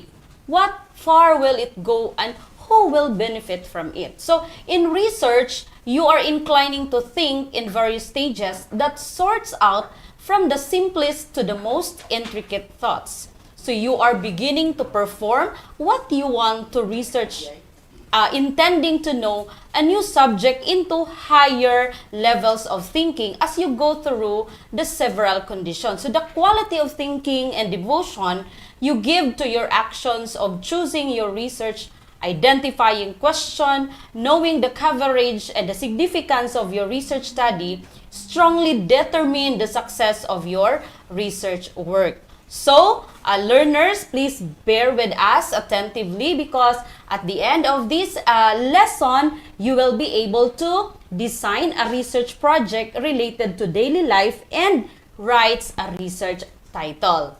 Okay? Okay, that's right, Ma'am Mildred. Of course, it is very important that in developing a research topic, okay, we should not, or it may not be easy for, of course, beginners. Yes. Okay, but it is an important skill that your teacher should assign to you. And if you are to think of a particular topic, it often requires you to choose a topic that, of course, interests you. Yes. It is easy to write a topic that you like, of course. So, I have that in mind. Be in selecting a good topic, you need to know if it interests you. And of course, there are also pointers that will guide you in selecting a good topic. So other factors affecting choosing how you choose the topic in your research are, of course, and there are also some things that you need to avoid. So focus clearly on your subject, and of course, the sources of information are very much important for you to know where your research topic may concern or may come from. Of course, it's hard to also choose a topic where there are no much literature found on your research title. Okay, that's correct, Mama Hal. So, when we say a research topic, it is also known as subject matter of the research. So, well, going back to our previous lesson, no, our students, I'm sure they have learned to illustrate the importance of qualitative research across fields of inquiry. So research can be conducted in many fields of knowledge, as we mentioned in our previous discussion, Mama Hal. So whatever field you belong, you can freely choose the basic research approaches, either the scientific, the naturalistic, or mixed. So this will guide you into the next learning, which is designing our topic today, Mama Hal, designing a research project and writing a research title. Okay, that's right. So what is a research title then? So the most important element that defines the research, it is the most important element that defines, of course, a research problem. it is usually read first and most read part of the research. Yeah, because it's just short, and of course, it will tell the readers whether or not they'll be interested on your topic, so it must be crafted well. It contains the least words enough to describe the contents and purpose of your research paper, and it can be revised any and many times as the research develops and reach its final phase. So it becomes final on its final defense before the panel of judges. Yes, because there are some researches that, of course, your title might be fixed on this, but Along the way? according to the results, it shows that there might be a very good title that might be suitable for it. Okay. So you might change So the title can be improved. along the way. Yes. Okay, in addition to that, mamahal, the research title does not need to be entertaining, but it must be informative. So as a novice or as novice in research, like our senior high school learners, it is very important to know the elements of a good research title. So a part of a research title has the following information. So when we say elements, so the research title must answer the WH questions, mamahal. So what are these WH questions? First, the what question, the who, the where, and the when. So when we say the research title, so it answers the question what is the subject matter, or what is the topic all about, or what is the topic to be investigated. It must be seen in the research title. The second one is where is the location. So we are referring to the place or the locale where the research is to be conducted. Okay, the third one, the who. Who are the population? Who are the respondents if the study is quantitative, or the informants? Yes. Okay, or the participants of the study if the study is pure qualitative research. So who are our respondents or participants of the study? And the last element is when, meaning the time period or the time frame, okay, of the study during which the data are to be collected. Okay, so take this example, no? Example of a title, no? The effects of the use of cell phones on the academic performance. So that is actually a good title. Yes, that's okay? right. So here, who are the population or who are the respondents of the study? So it might be the senior high school students. So where? Department of Education. Since then, so we are talking about the academic performance of the students and the time frame. So during probably the first semester, school year 2018 or 2019, or pwede sad 2021 or 2022. Okay? Yeah, more recent. Yes, ma'am. So another example, actually this example is one of the outputs of my students before. I think they graduated 2019. Antecedents and consequences of teenage pregnancy. So this is a very good study in our students before. Then, okay, so the researchers actually looking at the antecedents and the consequences of teenage pregnancy. This is qualitative in nature. Yes, that is qualitative in nature. Yes, we would just like to give our students idea how many respondents could, or how many participants could we have if our research is like this, because this has a lot of themes. So in that study, ma'am, could you still recall how many did they interview for the actually, since this is a qualitative research, they interviewed, I guess, seven.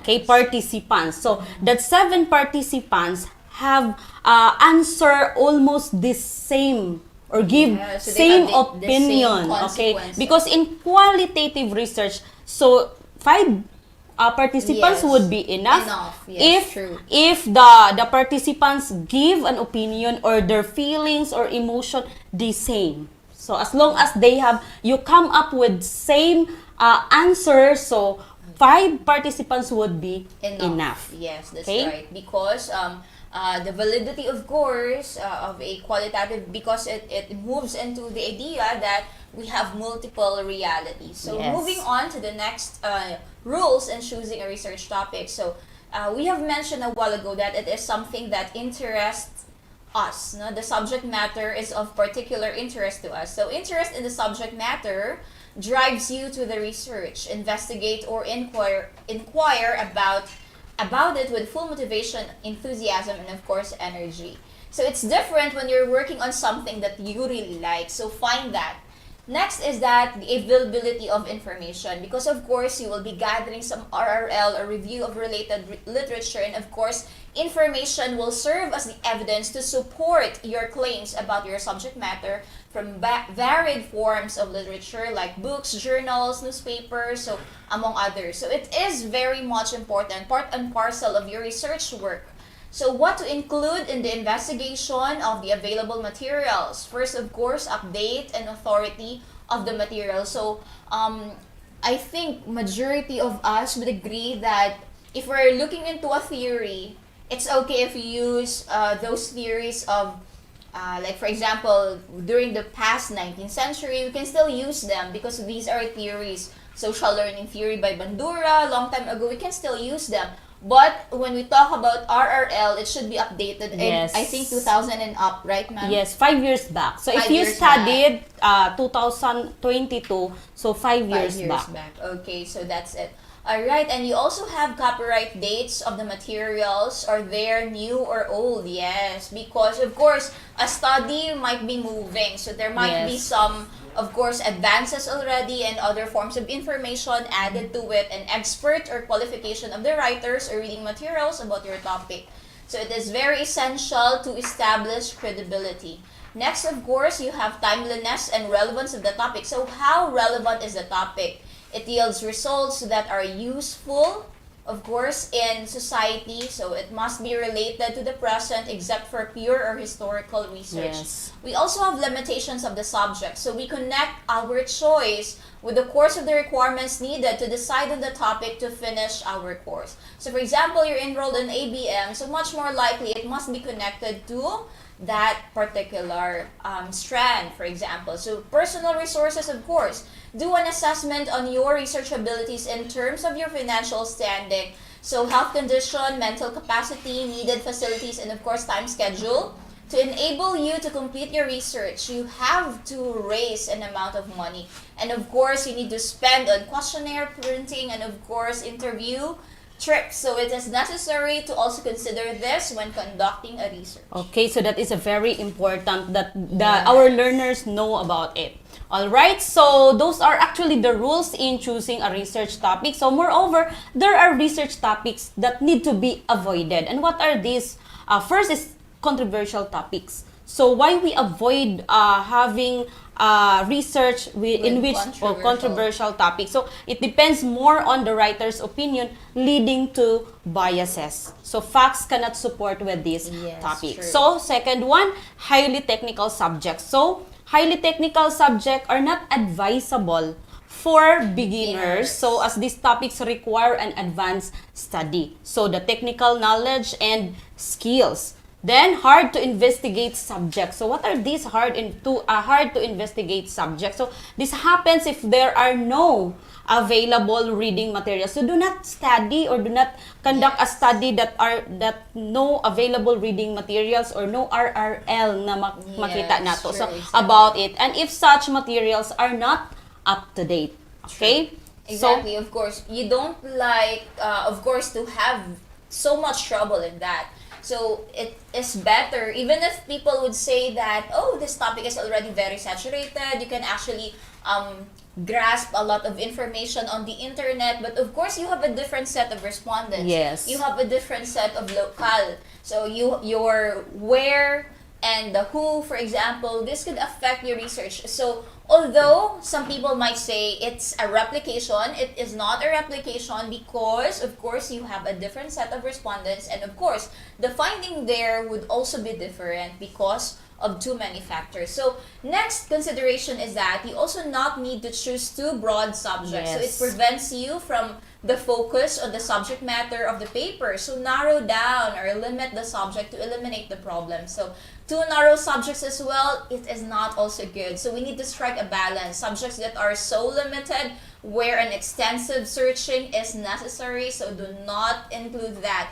So, of course, we need to have a smooth flow of research so that we can finish it within limited or within the time frame. So next, vague subjects. So what are these? So titles beginning with, of course, there are titles that are very much vague. We cannot tell. They have indefinite adjectives such as several, many, some, etc. These are not good titles. So as in some remarkable traits of Filipino or several people, comments on the RH law are vague enough to decrease the reader's interest, of course, and curiosity. So we need to be very specific, but not too specific to the point that of course, we would lose the interest of our readers. Yes, that's correct, Mamahal. So we need to avoid those. So those Those are actually the tips, Don't. so the don'ts that they do not they should not do. All right. So I think Mamahal, that's the end of our discussion in practical research.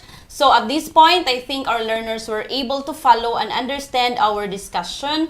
So definitely they could answer our activity. So learners, in your printed learning materials on page 3, so you have there the directions. So you just learn the elements of research title. So think of 3 topics of your field of interest and write a research title. Yes, okay? do not worry if it's not that perfect because Yes. it's not yet final. Okay, so up next, creative writing subject will be discussed. This is Astral Academy Cyber School.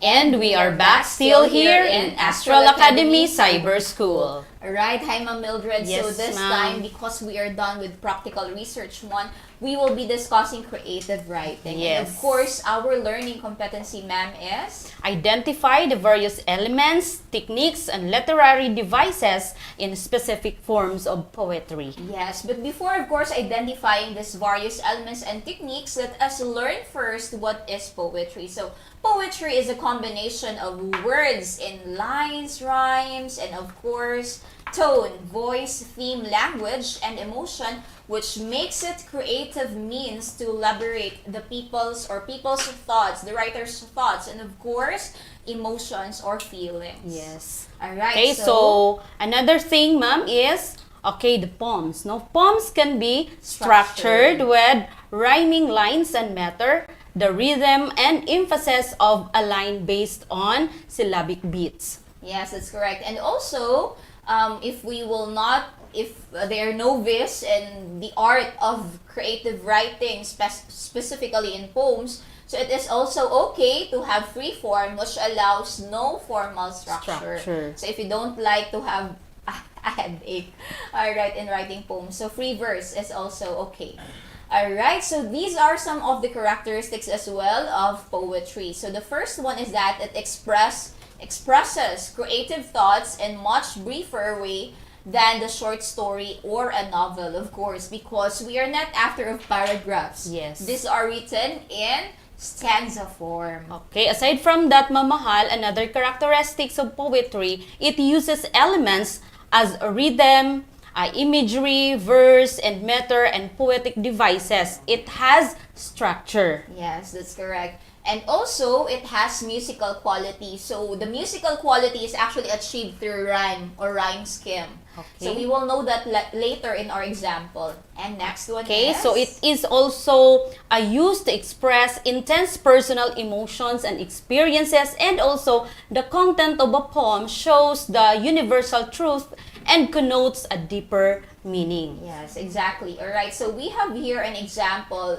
to look into all the elements of poetry. We have here Trees by Joyce Kilmer. So you might be wondering if Joyce Kilmer is a man or a woman.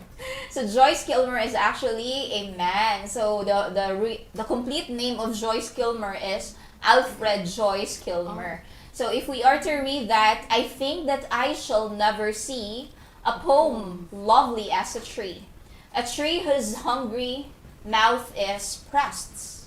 We cannot read all, right? So maybe our learners can read that, okay? So against the earth's sweet flowing breast. So a tree that looks at God all day and lifts her leafy arms to pray. A tree that may in summer wear a nest of robin in her hair, upon whose bosom and who has lain, who intimately lives with rain. So poems are made by fools like me, but only God can make a tree. So in here, we have the first element of a poem, and that is rhyme. So it is the link between the music, and of course poetry. It adds musical quality to the poem, which gives the readers, of course, pleasure. So for example, if you look into the PowerPoint presentation, the rhyme scheme is A, B, B, C, C, D, D, E, and A. How do we determine that? Of course, we assign the first syllable, the first letter of the alphabet, which is A, to we are actually after of the end rhyme, or the terminal rhyme. So for example, the last word in the first line is C, the last word in the second line is tree. So do they rhyme, the word C and tree? If they rhyme, so you must assign the same letter. Yes. So A. So if they do not rhyme, for example, in the succeeding line, pressed does not rhyme with C and tree. So that means we need to assign another letter following, of course, the alphabet. So the next letter to A is B. So if the word pressed rhymes with the second, the fourth line, which is breast, so we assign the same letter, so on and so forth. So the rhyme scheme again is A, B, B, C, C, D, D, E, and A. That means that it follows a particular rhyme scheme. So if you are to ask if this is a free verse or not, this is actually a structured poem. Yes. Because it follows a specific rhyme and rhyme scheming. Okay, so from that example, the first element rhyme is very visible. Visible, correct, yes.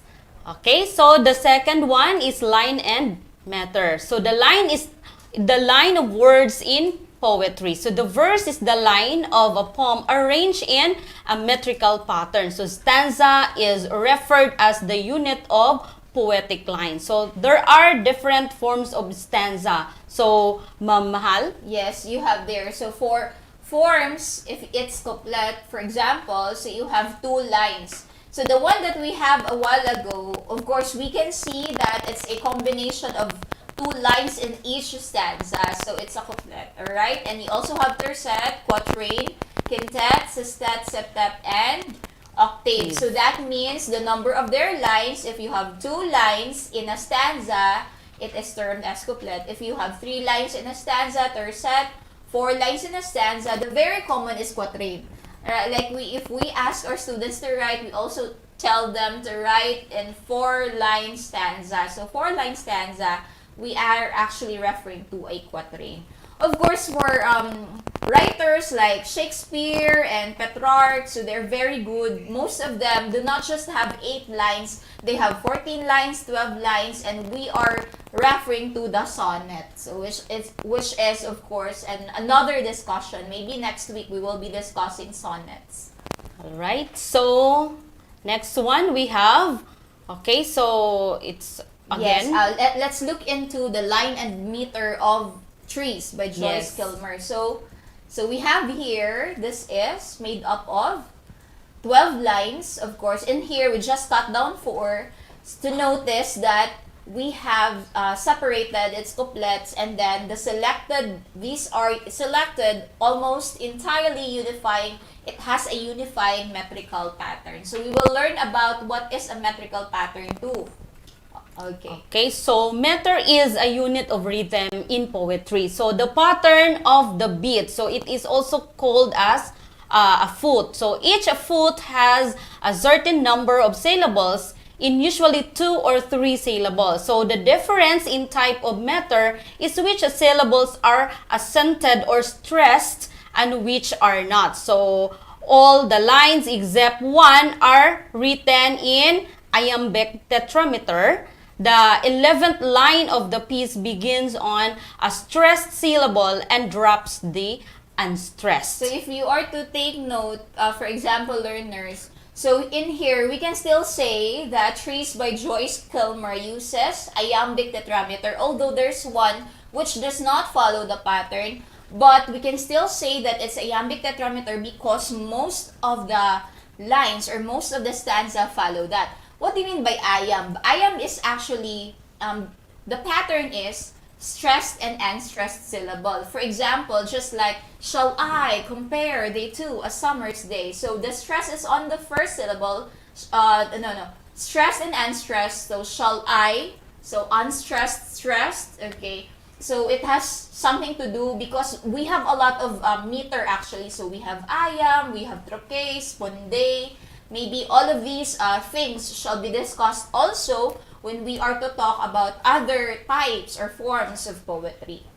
Okay, so next one we have speaker, persona, or voice. So the poem's speaker is the person who is addressing the reader. So sometimes the speaker is the poet, okay, who addresses the reader directly to or another person. So the poet reveals the identity of the speaker in various ways. So in the poem, the first person speaker could refer to the writer or the poet himself. That's correct. So because some other poems would actually use a different persona. Yes. So like for example, taking up the persona of a child, a hungry child, for example, to denote the feeling of how do you call that? Mercy, for instance. So we also have the theme. The theme is a summary statement containing the main thought or the meaning of the poem. So throughout, let us still discuss Trees by Joyce Kilmer. So throughout Trees, Kilmer explores themes of God's creation, wonder, and of course nature. The theme celebrates the world that God created and the wonders over its vast complexity. So the speaker knows very clearly and fully that he'll never write a poem as lovely as a tree. So through this statement, he is admitting his own inability to live up to the creation of the natural world. So the power to make something as beautiful and as wonderful as the tree is reserved for God. So although he might have all the words to make a great poem, but a great poem is just for a fool, because the real tree is something that he cannot replicate, that only God can make. Okay, so moving on to the next element of poetry, we have, the tone. Okay, Yes, tone refers to the attitude and mood of the poem. So it is the overall atmosphere of the poem which influences the emotional response of the reader. So the tone of, again, our example a while ago from Joyce Kilmer's Trees is a light-hearted, as the final couplet makes clear. So poems are foolish things next to nature, but nature embodied in the poem by trees, so is superior because it is the work of God. Yes, that's correct.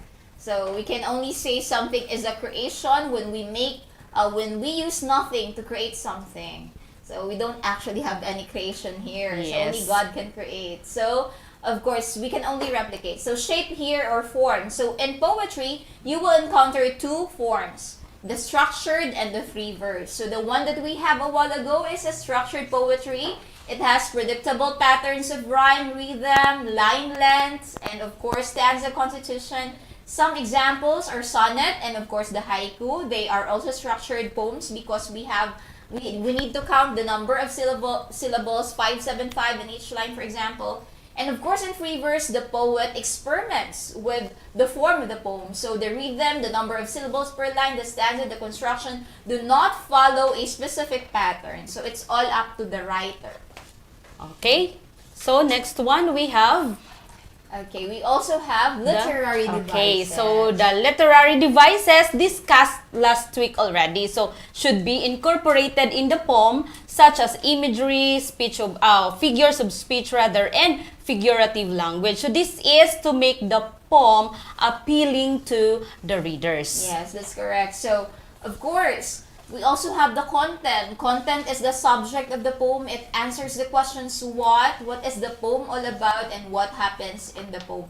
So you might be asking, is there a difference between the content and the theme? The theme could be the message. When you say the message, it could have its, universal truth already. There's a lesson attached to themes. Unlike the content, you can just say it in a word or in a phrase, for example. So, Trees by Joyce Kilmer contains a speaker's impassioned declaration that no art can actually outdo one of God's creations, especially not a tree.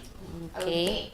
Alright, so I guess those are all the elements. So here are, of course, the literary devices used in the poem. So you have enjambment. So what is this? Let's discuss it briefly. So for example, if the thought of the first statement is not completed and it jumps to the second line, so it's called enjambment. For example here, I think that I shall never see what?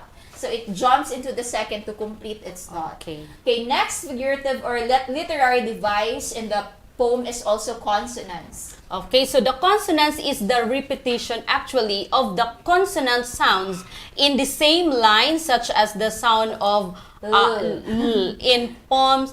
Poems are made by fools like me. That's correct. And you also have imagery. Imagery, as we discussed last time, make readers perceive things invoking their five senses. For example, a tree whose hungry mouth is pressed. You also have a nest of robins in her hair, so we can see that. And lifts her leafy arms to pray. So these are imagery rather. Okay. We also have other types of alliteration. Okay, so the alliteration, as we discussed in our previous meetings, it is the repetition of consonant sounds in the same line in successive words, such as the sound of L in looks, lips, and leafy. That's correct. We also have personification. So these are example of personification. Hungry mouth. You also have leafy arms, and you have nest of robins in her hair. So these shows the trees are humans that can perform certain actions. But of course, we know that they're not humans. We're just attributing human-like qualities to inanimate objects. Alright, and of course, I think we also have simile. Yes. So some examples of simile, ma'am, okay, are... so a poem lovely as a tree. So the poet compares his composition to a tree. So in the line. So poems are made by fools like me. So the poet compares himself with a fool. Yes, that's correct. So again, we know that simile is the use of as or like. So it is now your turn, learners, to show us what you have learned from this lesson by completing activity 1 and 2. For activity number 1, you just need to, based on the sample poems on your SLM, there are a lot of samples there, try to write a short poem related to the situation the country is facing. So write it, of course, in your activity sheet or another piece of bond paper if you like. And of course, the next activity has something to do with this. You need to analyze When I Consider How My Life is Spent by John Milton. So analyze what are the figure of speech used in this poem, the diction, of course, ma'am. And some other things. Okay, the rhyming words, the pattern, the theme, the mood or tone. So the form of stanza 1 and 2, the persona and the content. Yes, that's correct. So if you will be able to identify all these 10, so of course you will get a perfect score. Alright, so thank you so much. Stay tuned because we will be right back after a short break. This is Astral Academy Cyber School.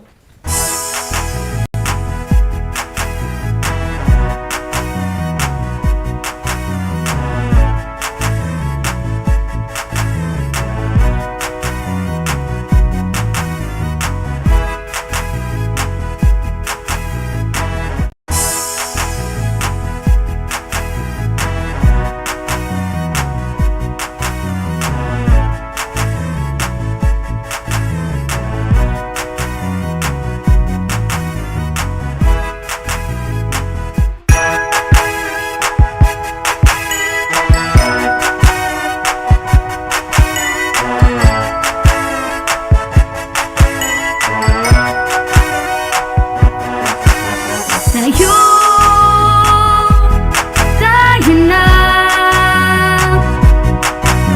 Buksan ang mga radyo, lina at matuto sa mga aral sa mundo. Tayo na. Tumutok na sa TV, mag-aral ng maigi to get the lessons easily. It's tangkop, tangkop, tangkop time. We learn all things, it's very fine, masaya. Tutok na. It's tangkop, tangkop, tangkop time. We learn all things, it's very fine, masaya. Tutok na.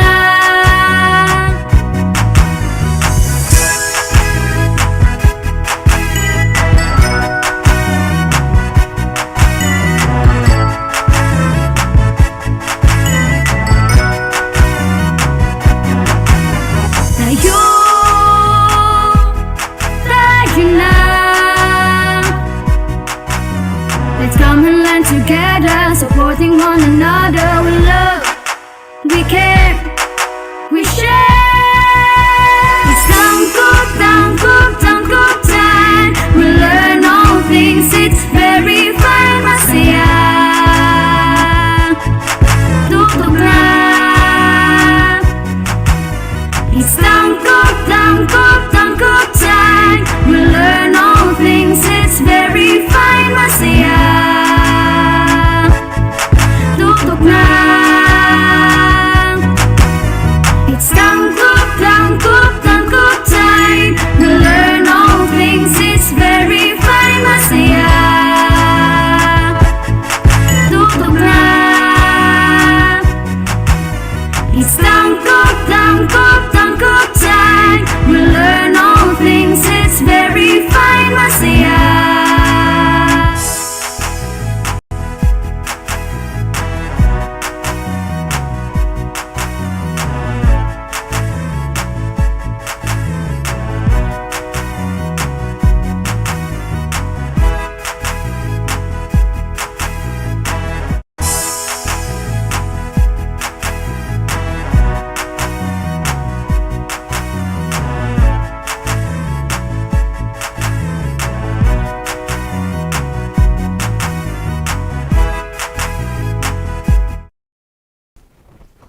Good morning, constellations of stars! Especially to our senior high school learners, grade 11, who are with us in our Facebook Live. Yes, once again, welcome to Astral Academy Cyber School. We are still live in DepEd tayo Tanggub, and of course, the Astral Academy FB page. Okay, I'm Merrily Jacinto from Makilaw Integrated School. And of course, your teacher are from Lorenzo Tan National High School. And we are your teacher facilitators today. Okay, good morning to all learners. Good morning, sir. Yes, mayong buntag, ma'am. Okay, today is March 1, 2022 at ngayon ay ating tatalakayin ang asignatura sa Pilipino, ang pagbasa at pagsusuri ng iba't ibang teksto tungo sa pananaliksik. Yes, tama ka dyan, ma'am. Kaya ngayon, mga bata, kunin nyo na yung mga printed self-learning materials para sa asignaturang pagbasa at pagsusuri ng iba't ibang teksto sa pananaliksik at inyong mga papel at ploma para sa pagtatala ng mga karagdagang mahalagang impormasyon na maririnig ninyo. Kay learners, ihanda ang sarili, talasan ang tenga at isipan dahil pagkatapos ng talakayan, kayo ay inaasahan. Yes, inaasahan na makakuha ng angkop na datos upang mapaunlad ang sariling tekstong isinulat. Pangalawa, naiugnay ang mga kaisipang nakapaloob sa binasang teksto sa sarili, pamilya, komunidad, bansa at daigdig. So, ang ating tatalakayin ngayon, sir, ay tungkol sa tekstong procedural. Tama ka. Okay. So, ngayon, ating tatalakayin ang tekstong procedural, Ma'am Marley. So, ang tekstong procedural, isang espesyal na uri ng tekstong expository. Expository. So, ibig sabihin na expository, ito ay yung paglalahad ng mga informasyon. Ang tekstong procedural. So, inilalahad nito ang serye o mga hakbang sa pagbuo ng isang gawain upang matamo ang inaasahan. So, nagpapaliwanag ito kung paano ginagawa ang isang bagay. Okay, so Teacher R, ano naman ang layunin na nais ipabatid ng tekstong informatibo? Yes, ang layunin nitong ipabatid ang mga wastong hakbang na dapat isagawa. Sa panahon ngayon, maraming mga bagay ang sinasabi nilang do it yourself. Yung mga bagay na sa halip kumuha ng iba pang gagawa, ay ikaw na mismo ang gagawa. Nararapat lamang na marunong tayong umunawa sa prosedur na nakalakip dito. So ito yung katanungan dito, Teacher Marily, no? Bakit kailangan dapat unawain ang tekstong prosedural? Okay, so kailangan nating unawain ang tekstong procedural. Ito ang wastong pag-unawa, ang gagabay sa atin upang matagumpay na may sagawa ang isang bagay. Okay, so hindi sapat na marunong tayong umunawa sa mga tekstong procedural. So dapat ding magkaroon tayo ng kakayahang sumulat ng isang procedural na mauunawaan ng lahat. So sir, so ano ang mga kailangan nating dapat gawin sa pagsulat ng tekstong procedural? So ito yung mga kinakailangan natin gawin, Teacher Marily. Sa pagsulat ng tekstong procedural, kailangang malawak ang kalaman sa paksang tatalakayin. Nararapat ding malinaw at tama ang pagkasunod-sunod ng dapat gawin upang hindi malito o magkamali o ang gagawa nito. So, in English, sa wikang English, itong procedural, tinatawag itong procedure which means step by step. Okay, so may tanong tayo dito, Teacher Marily. So, paano kaya nakakatulong sa paglalakip ng larawan sa procedure? Okay, so marami tayong mga larawan na kalakip sa procedure. Okay, so nakakatulong ito sa paglalakip ng mga larawan o ilustrasyon kasama ang mga paliwanag upang higit na maging malinaw ang pagsasagawa ng mga hakbang. Okay, so step by step na pamamaraan. So, dito nakasaad rin ang naaayon sa pagkasunod-sunod ng bawat gawain. So, as what have you said, Teacher Marily, ito yung proseso na kung saan merong pagkasunod-sunod.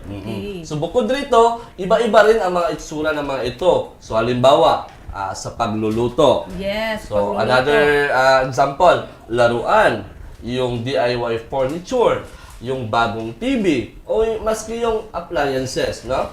Okay, so Teacher R, so meron tayong iba't ibang uri ng tekstong procedural. Una nito is ang paraan ng pagluluto. Okay, alam ko sir na marunong ka biyasa ka sa pagluluto. Okay, so ito'y tinatawag in English recipe or receipt. Okay, so pinakakaraniwang uri ng tekstong procedural, ito ay nagbibigay ng panuto sa mambabasa kung paano magluto. Sa paraan ng pagluluto, kailangan ay malinaw ang pagkakagawa ng mga pangungusap at maaaring ito ay nagpapakita rin ng mga larawan. So meron tayong ibinigay na halimbawa, sir, ito ay ang pagluto ng kare-kare. So, bibigyan natin sila ng isang procedure o procedural sa pagluto ng tinatawag natin na kare-kare. Okay. So, una dyan, sir, is makikita natin ang mga sangkap. Yes, alamin muna natin kung ano yung mga sangkap, no? Yes, napakahalaga mga sangkap sa pagluluto. Tama. Okay, so nandun yung isang buntot ng baka, isang taling sitaw, 2 talong, 1/2 tasang bigas, asin, sibuyas, 2 pata ng baka, isang taling pitsay, kalahating tasang mani, at suwiti at bawang. Yes, upang makaluto ka ng isang kare-kare, kinakailangan mo yung mga sangkap na yun na binanggit ni Teacher Marily. So, ito yung paraan, no? Kasi meron ka ng sangkap, punta tayo sa paraan, no? Ng pagluto. So, ihanda ang mga sumusunod na mga sangkap. Una, dikdikin ang bawang. Yes, Pangalawa, hiwain ang sibuyas na panggisa. Pangatlo, putol-putulin ang sitaw. At ang pang-apat, hiwain ang pitsay. At tapos ang panglima, hiwain ng pahalang ang talong. Tapos, isangag ang mani at ang bigas. Dikdikin ito ng pinong-pino.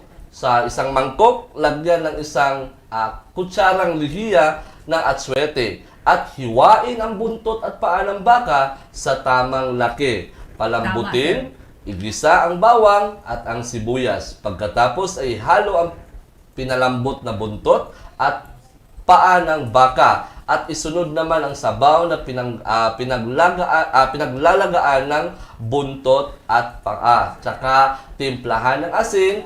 Pagkulo, ihalo ang pinong bigas at mani at isunod ang mga hiniwalay na gulay. Pagkatapos ay kulayan ng atsuete upang ito'y magiging pamula. Ngayon, tapos na ang karkare at maaari na itong ihain. So, gamitan ng upang mas masarap, mas lalo pang sasarap ito, ma'am, gamitan ito ng sausawa na tinatawag natin bagoong. Okay, so learners, kung hindi ka marunong magluto ng kare-kare, so meron tayong mga pamamaraan. Yes, tama. Unawain ninyo at pwede na kayong magluto sa pamamagitan ng procedure o Tama. recipe. Yun ang isang halimbawa ng isang procedure, no, na kung saan inilalahad doon ang mga sangkap, paano ito lutuin, paano ito gawin, ayon sa pagkasunod-sunod na pamamaraan. Okay, so pangalawang ori ng teksto, ito ay tinatawag na panuto o instruction. So, pag sinabi natin panuto, ito ang naggagabay sa mga mambabasa kung paano maisagawa o likhain ang isang bagay. Halimbawa, Teacher Merily, panuntunan sa mga laro o tinatawag natin rules for games. So, ito yung nagbibigay sa mga manlalaro ng gabay na dapat nilang sundin. Okay, so, dapat nila itong sundin, sir, kasi kapag sila ay sumaway, maaari silang ma-disqualified sa kanilang laro. So, meron tayong mga panuto na dapat sundin. Yes, kapag hindi ka, another instances of that, Teacher Merily, pag walang rules for games, nagkakagulo. Yes, tama kasi sir. Parehong tama lahat walang so, mali. Dapat may rules and kaya regulation. ina-anchor yung tinatawag natin na gabay sa ating mga kalahok. Yes, tama. Okay, so pangatlong ori ng teksto, okay, so tinatawag itong manual. Okay, so ang manual ay nagbibigay ng kaalaman kung paano gamitin, pagganahin at patakbuhin ng isang bagay.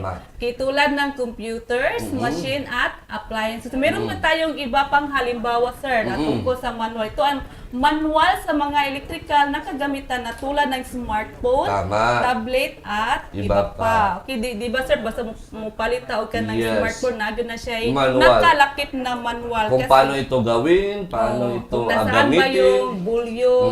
Tama. So, pangalawang halimbawa is manual sa pagbuo ng pag-set up ng bagong computer. Tama. Okay. Kasi hindi naman yan talaga naka-install lahat. So, merong manual dyan o gabay na kung saan gagamitin mo kung paano ito mabubuo yung computer set mo. Computer set. Okay, so pangatlong halimbawa ito paggamit ng mga kagamitan sa kusina tulad ng oven, kalan, mixer at iba pa. Yes. Then manual sa paggamit ng television at iba pang kagamitan ng bahay. Di ba sir, basta mapalit ka og TV, wala pa mo na siya stand. Yes. So pamagitan ng manual, malalaman mo kung paano ito kanang itaod siya sir basa. Yes. At hindi lang yun ma'am, malalaman mo rin kung ano yung nandun sa settings niya. Yes sir. So sa pamagitan ng manual.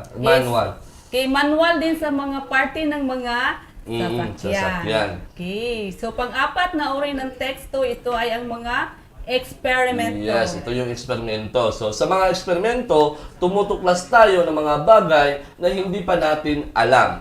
Karaniwang nagsasagawa ng eksperimento sa siyensya, kaya naman kailangang may sulat ito sa madali o intindihin ng wika na para matiyak ang kaligtasan ng magsasagawa nito. So, in experimenting mga good ma'am, so kinakailangan talaga na magkakaroon ng observation. Gabay. So, gabay. So, that's why, apil ang gitawag og eksperimento sa procedural. Okay. So, yun na lahat, learners, ang ating natalakay tungkol sa tekstong procedural. So, meron tayong mga gawain. Okay. So, ang unang gawain natin, ito ang panuto ay aking babasahin, sir. Okay? Sa kasalukuyang panahon ay maaari na tayong makipagkaibigan at makipagtalastasan sa sinuman. So saan man panig sa mundo, basta't may connection sa internet, sa pamamagitan ng pagbubukas ng account sa mga social networking site, paano ba ang pagbukas ng account sa mga ito? So turuan natin gumamit ng social media networking site ang mga tinaguriang technophobic at mga taong hindi sanay gumamit ng teknolohiya. Dagdagan ng tamang mga salita o parirala ang sumusunod upang mabuo ang tekstong procedural. Okay, so next, sir, sa gawain B. Sa gawain B naman, sa mga binasa mong teksto sa aralin ito, nakita mo ang kahalagahan ng pagkakaroon ng tekstong procedural. So kung dati-dati ay mga eksperto lamang ang nakagagawa ng ilang mga bagay na sa tingin natin ay mahirap gawin, ngayon ito naman ay simpleng pagkukulay ng sariling buhok na dati ay parlor. Direct, huwag masyadong mabilis direct. Panuto, iugnay ang mga kaisipang nakapaloob sa binasang teksto sa pamamagitan ng pagsusuri sa kahalagahan nito sa sarili, pamilya, komunidad, bansa at daigdig. So isulat ang sagot sa bawat kahon. Yes, tama yun, sir. So yun na lahat ang ating tinatalakay sa tekstong procedural. Okay, so more discussion, we will come back. This is Astral Academy Cyber School.